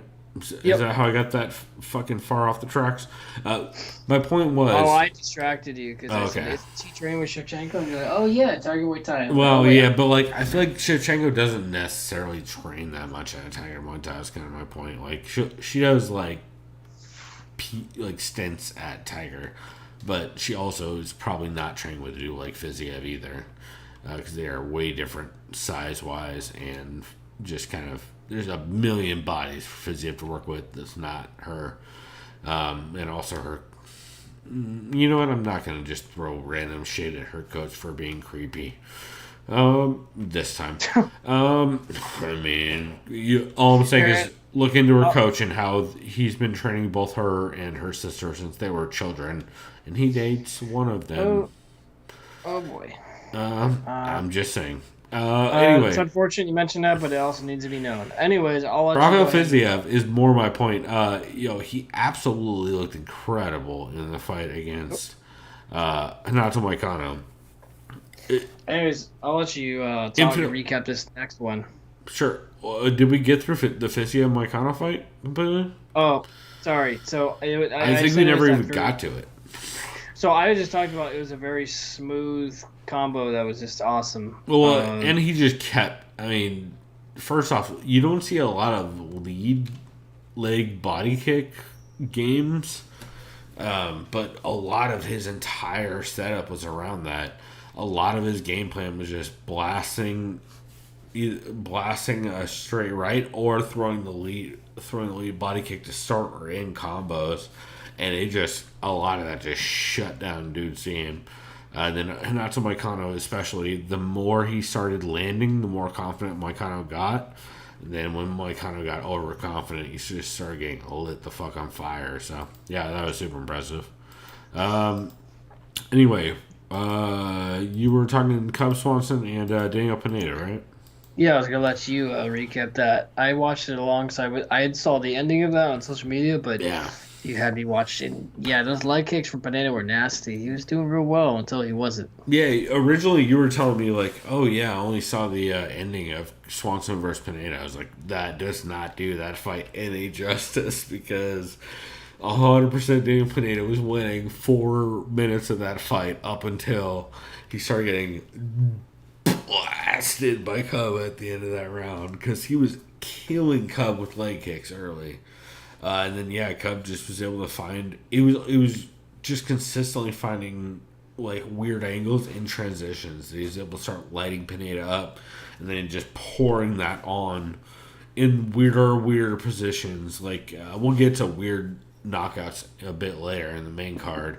Shouts to Kevin Holland, but Cub Swanson just hitting weird angles and weird timing on breaks and just making it ugly as shit, honestly. Because every part of this fight that was pretty, he was losing, and then he just started throwing at weird times and on weird opportunities, and he kept finding success. So, yeah, another super impressive performance from him. And honestly, a fight that, like, going in, I did not think he was going to do as well in as he did. I thought a lot of this fight was going to look like the first half of this fight did, to be honest. Yeah, I agree. And I mean, shouts out to both fighters. Good performances by both, but even a better finish by Cub Swanson. Yeah, absolutely. Speaking of good finish, I mean, Cyril, is it Cyril Gane or it's Gane? Gone, Cyril gone. I mean, since I've seen this dude training, I knew this dude's gonna be a fucking beast. I mean, he's never not been, right? Yeah, I mean, so what are the odds you think he ends up fighting Ngannou? Because I know they're training partners that kind of hate each other. Dana White is currently jerking off thinking about this.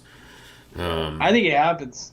Yeah, well, if Ngannou doesn't... It's funny because there's a Reddit comment. They're like, look at the legitimate, persistent precise. Excuse me, if I could talk, if I could speak. Look at the legitimately good, precise, good footwork and striking and quick thinking, fighting you on the feet of Cyril Gane, right? And just in speed and reaction time. And their point was. And Gane throws garbage and wins like so that. The point was they had a quote, look at the good footwork precision here. Gane is landing so much, and then Gane, it's just garbage fucking throwing and just hits him anyway. I think Cyril Gane gets on top of Gane joke. and pummels the shit out of him until he subs him. Yeah, I think it's pretty easy. See, everyone else would disagree. They think Ngannou just throws something from the kitchen sink and just hits. To be him. fair, I have chosen the wrestler over Ngannou every single fight, and I've been right one time, and it was when Stipe fought him. I've been wrong every other fucking time. But to be fair, that was the wrestler card where fucking both DC and Stipe showed why wrestling matters in MMA. So. Yeah, I'm very mixed on Cyril Gane. I love him. I'm worried they're going to push him way too fucking fast and throw him into a giant fight against, like... You know what I would love to see is him versus Derek Lewis. Like... I mean, if I'm honest, I'd love to see him fight that one asshole, but... Oh, well, yeah, but that would be embarrassing. He would throttle the shit out of... that woman abusing piece of shit from the NFL. He would fuck that dude's entire world up, which is why I'll never let him anywhere near him. No, that's why I want to see it. It would be incredible. He would, honestly, I feel like Cyril Gane would do that move where he thinks about getting the head arm triangle and then he stops and just punches him 1,400 times. You know what's sad? That piece of shit is fighting Marcin Tybura next week, and if he wins, he might just fight. He's going to win that fight. Oh, wait, no, I'm thinking... telling you right now. Yeah. Yeah, Marcin Tybura, I mean... Hey, we might get our wish, Pulver, but Dana White's also not dumb enough to make Cyril Gane fight him, so, yeah. Well, it makes you feel better. That piece of shit, 50-50 is going to get COVID next week because he's from Florida, so...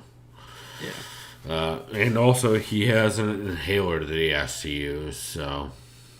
Hopefully he'll die from it. Yeah, I hope so, too. He's an idiot. Let's move on. That, speaking of one of the most unorthodox or unusual knockouts you'll ever see. Oh, my God. Kevin Holland. Doesn't give a fuck. Also known as Big Mouth. He likes to talk shit. He was talking some shit to Jacare. Kevin Holland's my favorite fighter in the UFC right now, maybe. This dude's hilarious. Yeah. He's maybe my favorite. This dude's awesome. Yeah, even like my room Victor's like, dude, I fucking love this guy. Like, and he never watches any MMA. He's like, I already love this guy. He's just the best. He's so weird, and I love him for it.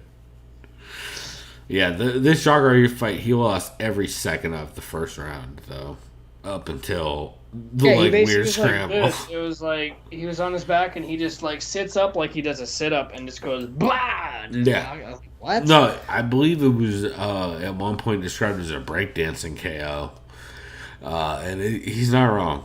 It's the weirdest power I've ever seen generated from the feet since like. Was it the WEC fight back in the day where dude knocked dude out on his knees, or was it like a UFC prelim like a decade ago? It was one of the two. I know you've talked about it on the show before. I want to say it was WEC. Is Holland is a natural 185? I think he says he cuts like 8 pounds, and it's like no, he doesn't cut weight, but that's part of what. To be fair, well, I was gonna say Travis Lutter doesn't cut weight, but Travis Lutter also blew weight, didn't he? For the Anderson Silva fight, in retrospect, now I think about it. Maybe that's where I learned the secret of not cutting weight is when Travis Lutter absolutely blew it. On the day of weigh-in, one day before February 3rd, Travis Lutter failed to make weight. He went in at 187. Yeah, that's what I thought. So maybe that's why Kevin I almost called him Kevin Nealon for a second. That's such a different person. Yeah. That's a little bit different. Chris is allergic to Travis Lutter, evidently. I started talking about Travis Lutter, and he's just not having it. What do you have against Fort Worth, Texas, boy? Boy. He's like, when you mentioned Kevin Nealon, block out the good, in, bad. It goes around the flow like a carousel. Put it in the corner. Yeah. No, that. Yeah. Anyway. All right. Anyways, Yeah. speaking of blowing weight, even though ironically she hasn't blown weight in maybe like 3 or 4 fights, formerly known as Big Mac, Mackenzie Dern. That's right. Good performance. Won the fight everyone thought she was gonna win. Lose. What? Well, if you're that one guy who bets all the time. You Remember that? mean?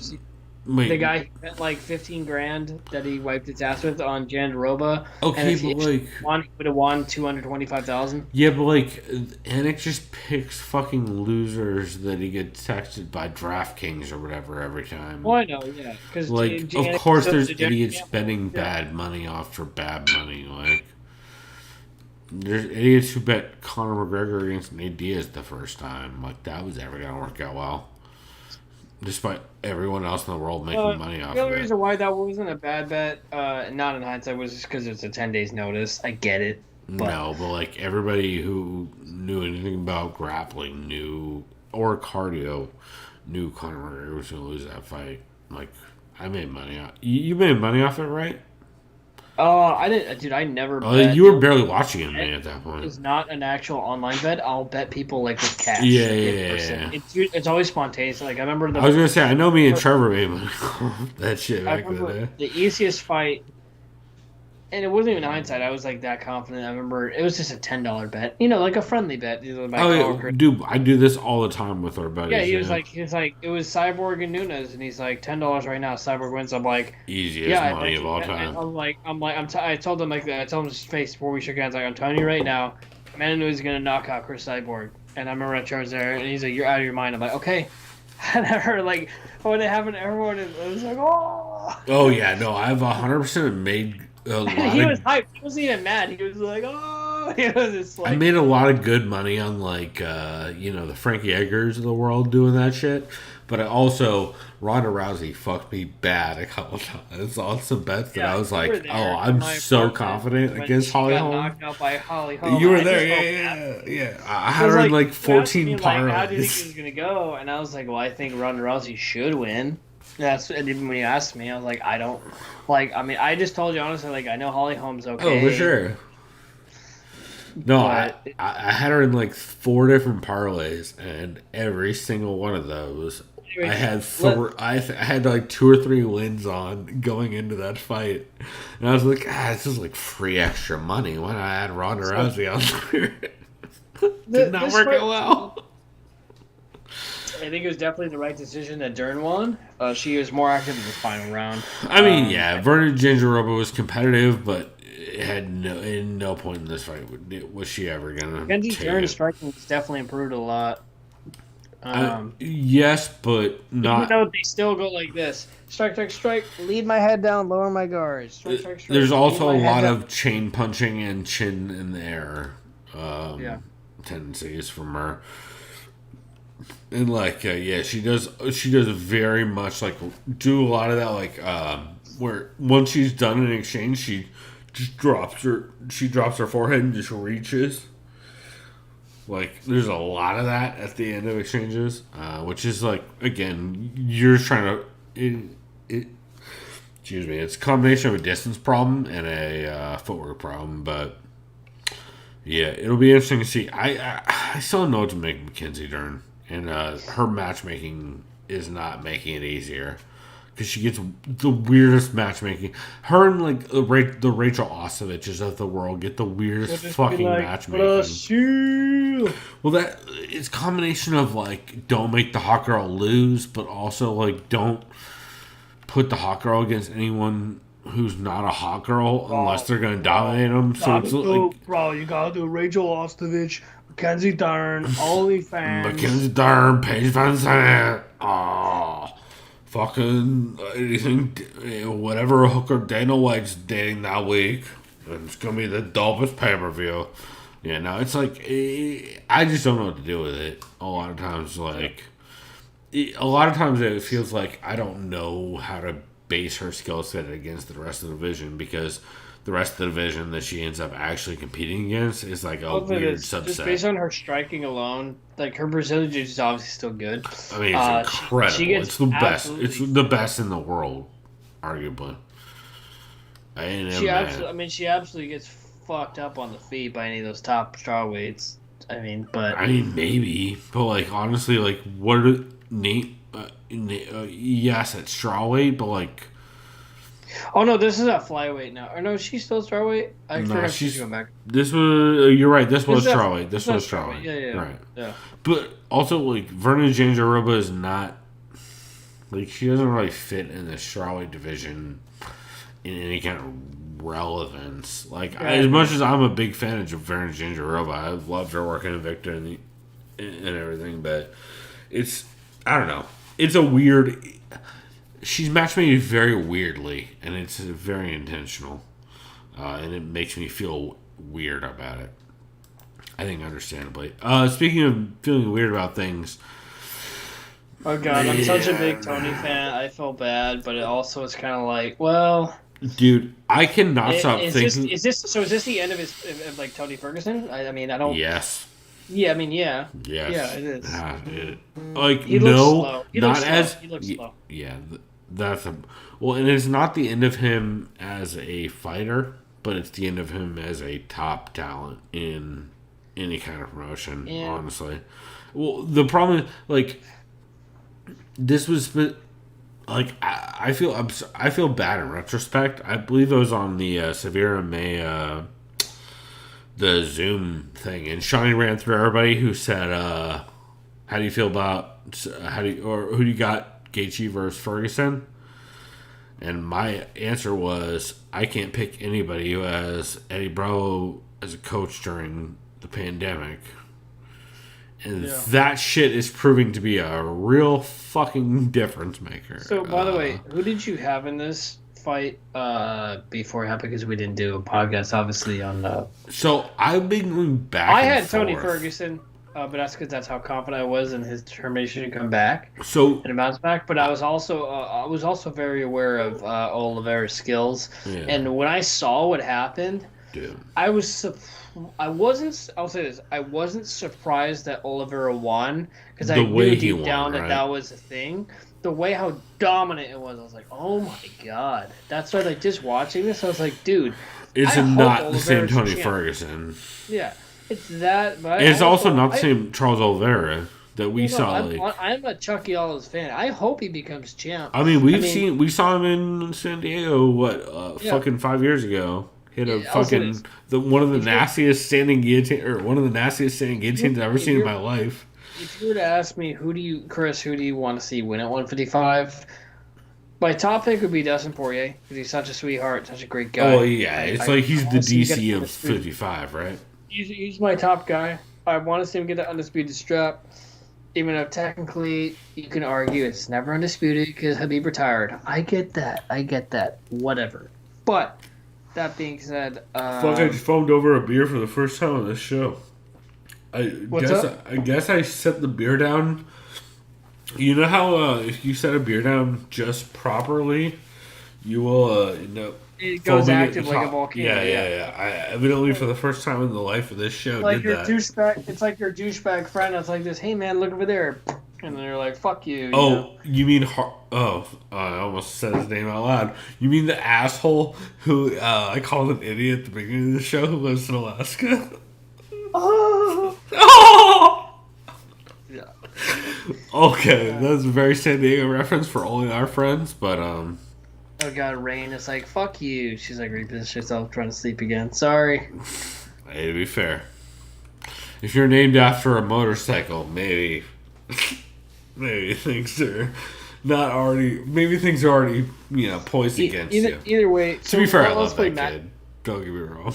Shouts out to our friend. Yeah. Also, if you're a matchmaker, what do you do with Charles Oliveira at this point? Because he's now number 3. I mean, you give him a title shot. Well, who else does he fight? So, and this is my prediction of what happens in the series of. Well, you gotta give him a title. I don't understand how you can't give him a title shot. Right? This is what's gonna happen, Chris. I'm gonna call it the series of unfortunate events. Oh, you're going to talk about how Conor McGregor's about to get a title shot on you, you fuck. No. I'm going to fight you right now about this. Just listen. So it's gonna be Conor and Dustin. Oh, here we go. January 23rd. It's not gonna be for a title shot. I know you're talking about it might be. I think earlier at some point. Maybe that was something else. They want it to be so bad. It depends on how desperate they are for money. So, Dana's going to try his best to convince Habib to come back. Habib will not come back. I think he's truly done. He's already trying to do his own MMA promotion. That's that. I honestly believe... He shouldn't come back. He doesn't know anything. He doesn't have to prove shit. Yeah. I honestly think no one beats Habib. I truly the GSP fight is the only reason for him to ever come back, and that's just I'll say this right now, too. And in hindsight, everyone wants to go, oh, well, now you know how Habib would have looked against Tony. Yeah, probably right. Yeah, he probably would have fucked him up, honestly. He probably would have fucked him up and probably beat him in the first two rounds. Probably look like a less dominant version of round 2 of Gaethje. Yeah. He probably would have fucked him up, and then you're like, okay, no. And I truly still believe no one beats Habib. I think he's just that good. He has nothing to prove. At this point, it's hard to argue, right? No one's going to ever beat Habib. It doesn't matter. The dude's still in his prime. He's fucking unstoppable. He's just one of those. He's just like the Michael Jordan of, like, as far as pure dominance, if John Jones never tested positive for steroids, he would be clear number 1. That's what's sad about John Jones. That's what's absolutely fucking embarrassing. Like, dude, if you never took steroids, you're clearly just the GOAT. Yeah, but you had to he's not, though, because, dude, he's had so much diversity in his last handful of fights, and he's going to keep having it every single fight. And this is the thing. Even if he fights, say he beats Stipe, right, or whoever, and say he wins the heavyweight belt, that's cool. And yes, that's still improvement. It's a big That's a game. And that's a big statement, but you're also still have that tarnish, though. Like, why did you do that? Well, but you could say the same thing about him pissing under a cage because he smoked a blunt. Which, by the way, bro, smoked plenty of blunts, didn't hide under cages. Yeah, but remember, isn't it true they didn't even test for that? That was the point. Also, he admitted that. Yeah, it's a. But wait, Chris, are you saying John Jones might have failed an IQ test in the past? That seems crazy to me. Are you saying fighters might have failed an IQ test? I don't even have to suggest that. Just ask Tito Ortiz. I mean, come on. I mean, they're fighters here. So. My point is, I don't think anyone ever beats Habib. Conor never gets a rematch. Habib doesn't care, and I applaud Habib for that. He doesn't need to have to fight him. He doesn't do anything. He already proved his statement. My point is, I think my prediction of the 150, I think it's clear, the best division in the UFC is 155. After that, it's close. It's 170. 170. And after that, it's probably 135 or maybe like... it's 35-45 is like the other... Either way, I think that's what happens. But yeah, 55 is notoriously the best because it started with the GOATs of Eve Edwards, Jens Pulver, Dean Thomas, and BJ Penn, which is like the greatest fighter. The greatest, probably people talk about why there should be a fucking Mount Rushmore. Like, honestly, there should just be a lightweight. Also, and did you say Edgar? Because remember what he did. No, I said Penn. Did I say Edgar? So I thought I said Penn. In my opinion, Frankie Edgar absolutely deserves to be the 155 Mount Rushmore because he was a bantamweight. Well, I only named 4, so yeah, you're right.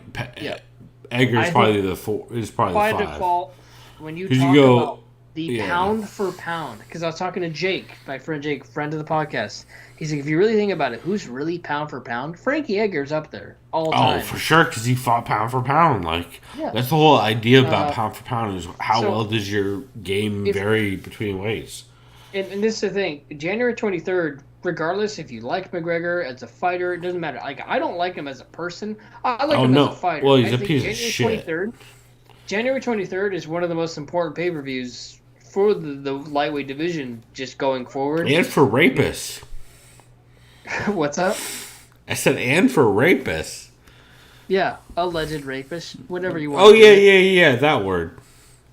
Remember, I'm a journalist. I try to go unbiased as I can. Let's just use alleged. Is it alleged when it's the 4th time? Well, we can, if you want my honest opinion, we can go off air. Anyways, my point being... I definitely didn't distract you right now with just trying to throw all the fucking fire at the camera.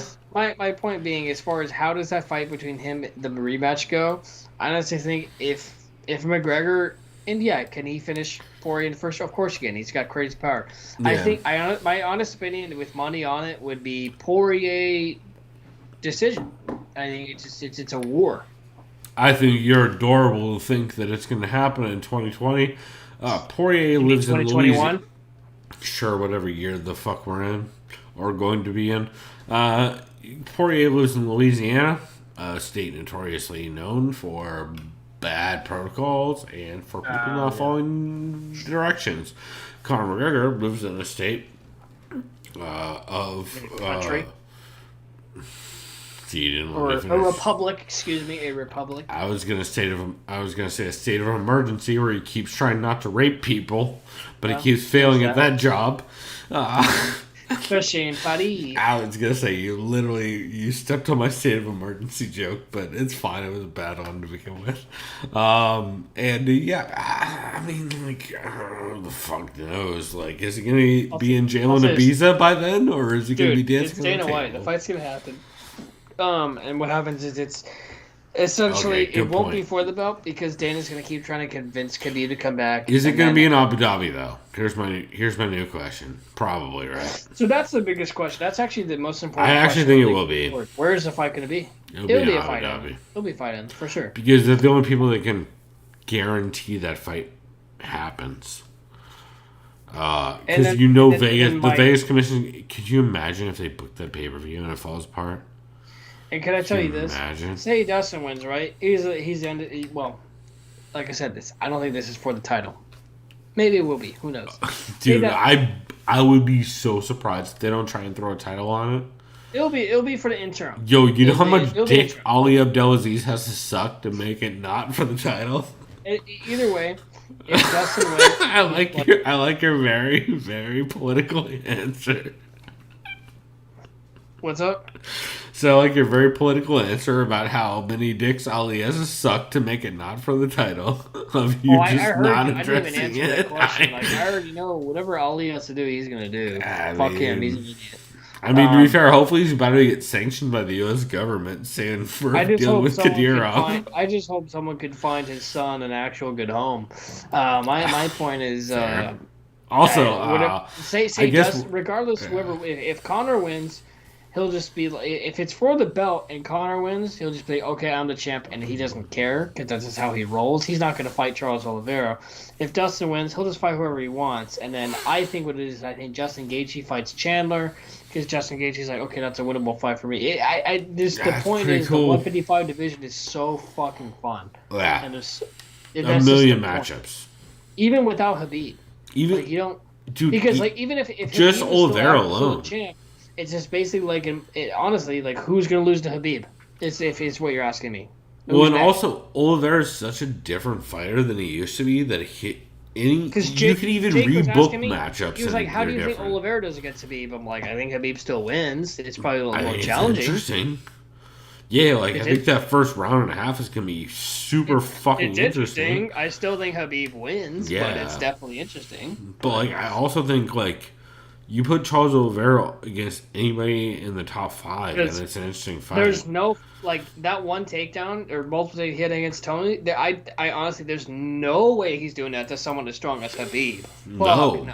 But like also, he will, like, I'm still curious to see Oliveira face adversity in a real-ass way. But dude, and that's not counting his earlier losses in the career because that's happened as a fighter, you know. Like, well, and he's actually showed pretty consistently recently in fights that he can overcome adversity. He very much in a similar way that like Dustin Poirier, yeah. It was someone he was getting his ass kicked and he got the submission late. I forgot who it was. It wasn't Felder, but it was just after Felder. We didn't even get to the main event. We're rambling off, but. Let me do it real quick. There was someone, he was literally kicking the shit out of him. It was just after Felder. Oh, it was David Tamer. Tamer. Yep, was kicking the absolute shit out of him, and then he gets an anaconda choke at the end. And then he caught him. That's that it. was literally the turning point in his career recently. While you go ahead and get this Figueiredo Moreno fight started, while I go take a piss real quick. But holy shit, was this not like one of the greatest fights of the year? Probably fight of the year. Well, I fight of the year is I probably still still have Joanna and yeah, Zhang Wei Li I because still that have was that. like in January. Also, February. don't sleep on Max versus Volk too. That is getting underrated as how close and how good that fight was. Technically, I think just because they didn't bludgeon each other as bad as Joanna and Wally Zhang, they're not getting enough love. But also a big part of that is because they have way better defense than Joanna and Wally Zhang. So like it's kind of not fair to not give them credit for that. But yeah, it's easily top 3, right? So you had reigning Anyway, flyweight keep going. champion Davison Figueiredo from Brazil going up against Mexican fighter, Mexican-born fighter to be exact, Brandon, the baby assassin Moreno, who fights out of Tijuana, Mexico. So us San Diego folk here, we're likely cheering for him. They're our neighbors, our close neighbors. This is an absolutely amazing fight. I had Figueiredo going into this.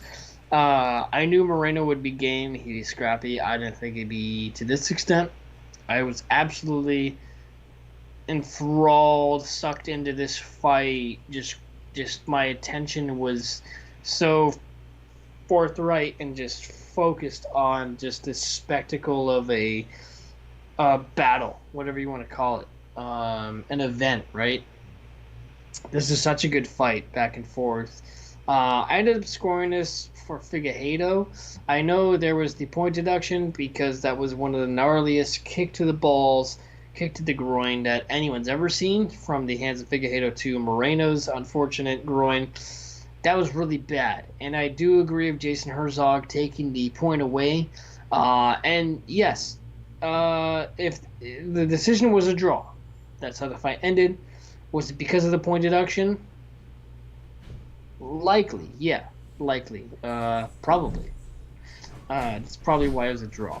Otherwise, I think I scored a 1-2-5 for Figueiredo to rounds 3 and 4 from Moreno. Moreno had him rocked, or at least it looked like he kind of had him uneasy at certain times when he was just kind of throwing those looping kind of quick combinations. His jab is on point. Both these fighters were just in their element. I absolutely hope there's an immediate rematch. You gotta This do is it, what right? that division needs. I was just mentioning the fight was a draw, and I'm assuming that's because of the point deduction. It was a bit draw. Otherwise, it would have been Figueiredo decision. I had it 1-2-5 for Figueiredo. I still need to rewatch it to score it because I didn't score it live and I was fucked up when I was watching it anyway, obviously, because it was pretty late. All I know is that Figueiredo absolutely, in my opinion, won 1 and 5. I think so, too. It was very distinct. It just comes to those 2, 3, and 4, and I scored 3 I and 4 think for Moreno even- because 3 and 4 were the rounds that Moreno had those continuous takedowns. Yeah, but I think 2 even Fig won because the takedown didn't do shit for Moreno. Yeah. Yeah. That's why I scored it for Figueiredo, but then when you have that point deduction too, Yeah. I guess it does come out to a draw. Actually, yeah, now think about it. I guess a draw is the right. Yeah, I guess a draw is the right call. Well, it's also one of those things. I want to watch it back to see like if I still agree with that. But overall, though, super fucking great fight. Like just an incredible back and Talk forth. about just for anyone who's not just boxing, but just combat sports, pugilism, right? All those fighters from Mexico, those dudes do not know how to quit. It's insane. It's like in their blood. It's in their fight DNA. They just keep coming forward. It's so fun. Juan Manuel Marquez, Julio Cesar Chavez, like it's so many fucking Canelo, right? Anyone, it just a Mexican blood, just like in there, they just don't quit, and it's fun. It's fun, especially if you're of Mexican heritage. That's just something that you cheer for, that you look forward to. 100%. Like, to be fair, that's why everybody loves dudes like the fighters you mentioned, is because they'll just barnstorm forward regardless of the consequences and make a fucking war out of anything if they need to. And Brandon Moreno absolutely fits that bill. What was cool is, and I think they do the rematch. And you know, I'm cheering for Brandon Moreno because it would I heard be Dana's big. asking for it. Yeah. Yeah, it would be big for the country of Mexico because they've never had a Mexican-born champion. You know, and people go, "What do you mean Mexican?" No, Mexican-born champion, right? You know, like yes, Cain Velasquez was a champion, but they're Americans. You know, first and foremost. You know, There they got might have Mexican- been one that they're not counting. Sure, maybe but not a popular one in recent, But- in modern Off my era. head, there's Yeah. never been a Mexican-born champion in the UFC. I'm almost 100% sure on that, but that's my point. It'd be good for the sport. It's interesting for sure. Yeah, and I think Brandon Moreno has the best shot right now currently because, yeah, there's not really, honestly, too many just straight-up Mexican fighters that are really in the higher echelon ranks of the UFC. Really, there's not at all. Except for Brandon. For sure, man. We're watching him on Tough 24, the flyweight season. He was number 16. He went against Alessandro Pantoja, lost in the first fight, but he showed a lot of heart, and I knew this dude was going to be special. I just caught up on messages in the chat, and Sean Sheehan dropped in telling us that Tisha was fighting CM Punk's sister, though. Also, he mentions the podcast logo is updated everywhere. And then lastly, he tagged with Figgy 1, 1, 2, 3, and 5 finally, or handily. Oh, so you get 2, 3, and 5. Okay. I mean, to be fair, I think... And that's with the dick kick point reduction? I think he means that it would be a tied round with the point reduction on the one that he got the dick kick on, right? Because that was, what was it, 3? I don't remember what round it was. Either way, I don't necessarily disagree with Shawnee on any of that. I think it is hilarious, though. And also, I'm curious what he means by podcast logo updated everywhere. So, by the way, since my eyes hurt and I know my dog's looking at me like I'm an asshole. I know I'm your sorry, dog is Rain. so Oh, now tired you're of getting this. up. I know. I'm sorry. Anyways, you were asking me. So, Chris, you're like, how good is next week's fight card? Well, Oh, yeah, because you were saying it was pretty good, right? it's absolute straight, just fantastic. So, can I Okay, just go well, ahead? wait. We should say what day we're recording this, Chris. You want to give a date out there? So that way people know how broken this is about to be? So we're recording this on a Sunday. It is about 18 minutes before Monday. Today is, or right now is recorded Sunday, December 13th. This fight card is going to be Saturday, December 19th. Thank you, Rain, for making a lot of noise for the microphone. Anyways, Also, hold on, before you get there, Chris, I would like to officially announce that Sean Sheehan, during this podcast, has sent me a logo that has a smaller Manscaped logo and a bigger Severe MMA logo. And I would like to say, yes, Shawnee Podcast, it is better because it makes it look like you are the host of the show and not Manscaped. So, yeah, absolutely better. But I absolutely love that you did that during the show. That is maybe my favorite thing that's ever happened on here. So, Chris, keep going. So I'll tell you just the main card alone. First part of the main card, you got Anthony Pettis fighting Alex Moreno in a welterweight bout. Then you have Jillian Robertson fighting Tyler Santos in a flyweight bout. Marcin Tybura fighting a piece of shit. Then you have Marlon Moraes fighting Rob Font. Then you got Michelle Fajeda fighting Chaos Williams. Probably one of the best matchups on the card. Holy shit, that's going to be fun. Then for the co-main event, you got Jose Aldo, one of the featherweight goats, fighting Marlon Chito Vera.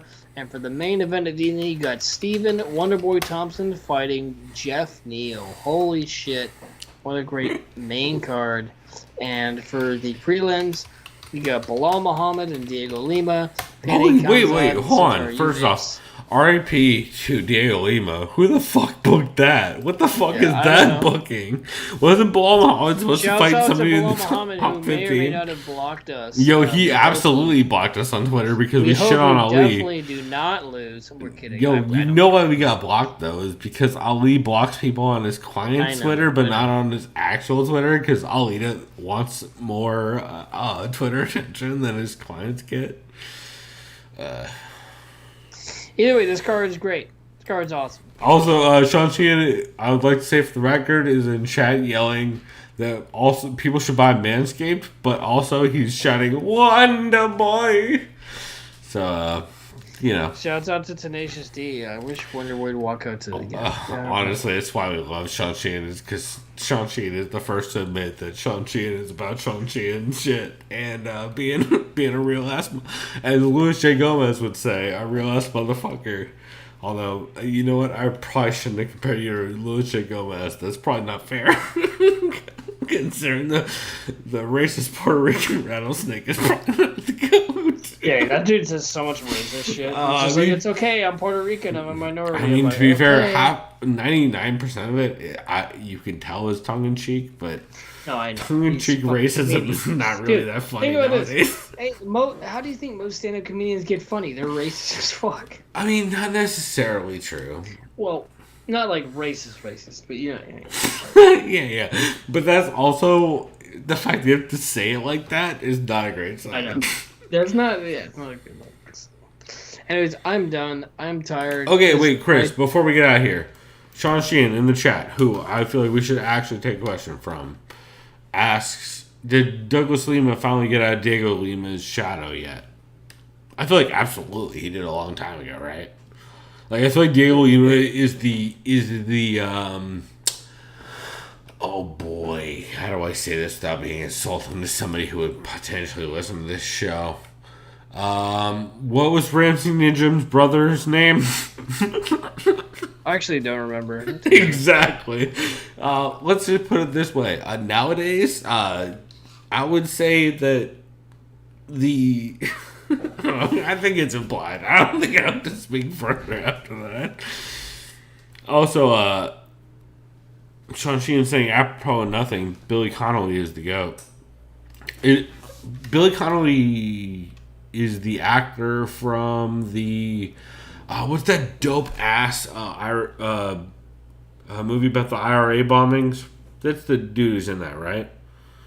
Am I mixing people up? Dude, I've seen this movie too. I'm a fucking idiot. I was going to say, Shawnee Podcast, I know you're listening to this right now, since you're the one name-dropping him in chat. And I think I name-dropped this movie recently, but I can't remember.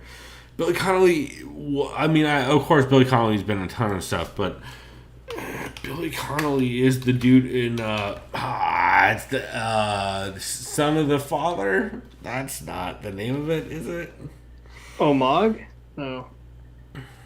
Oh, of course, Shawnee Podcast dropping jokes in chat. Oh, I should mention, Shawnee Podcast wants it to be known that he was making a joke in chat. This has become the end of the show with Shawnee Podcast because I kind of got high and drunk and I'm letting him run chat right now. 71, I know, is about Belfast. I like the Protestants. Wait, no, I'm thinking of totally different. Who the fuck is Billy Connolly? Okay, wait. Is Billy Connolly a fighter or an actor? Billy Connolly's a comedian. Like a fighter, bro. Bro, I'm now officially There's Bloody confused. Sunday from 2002.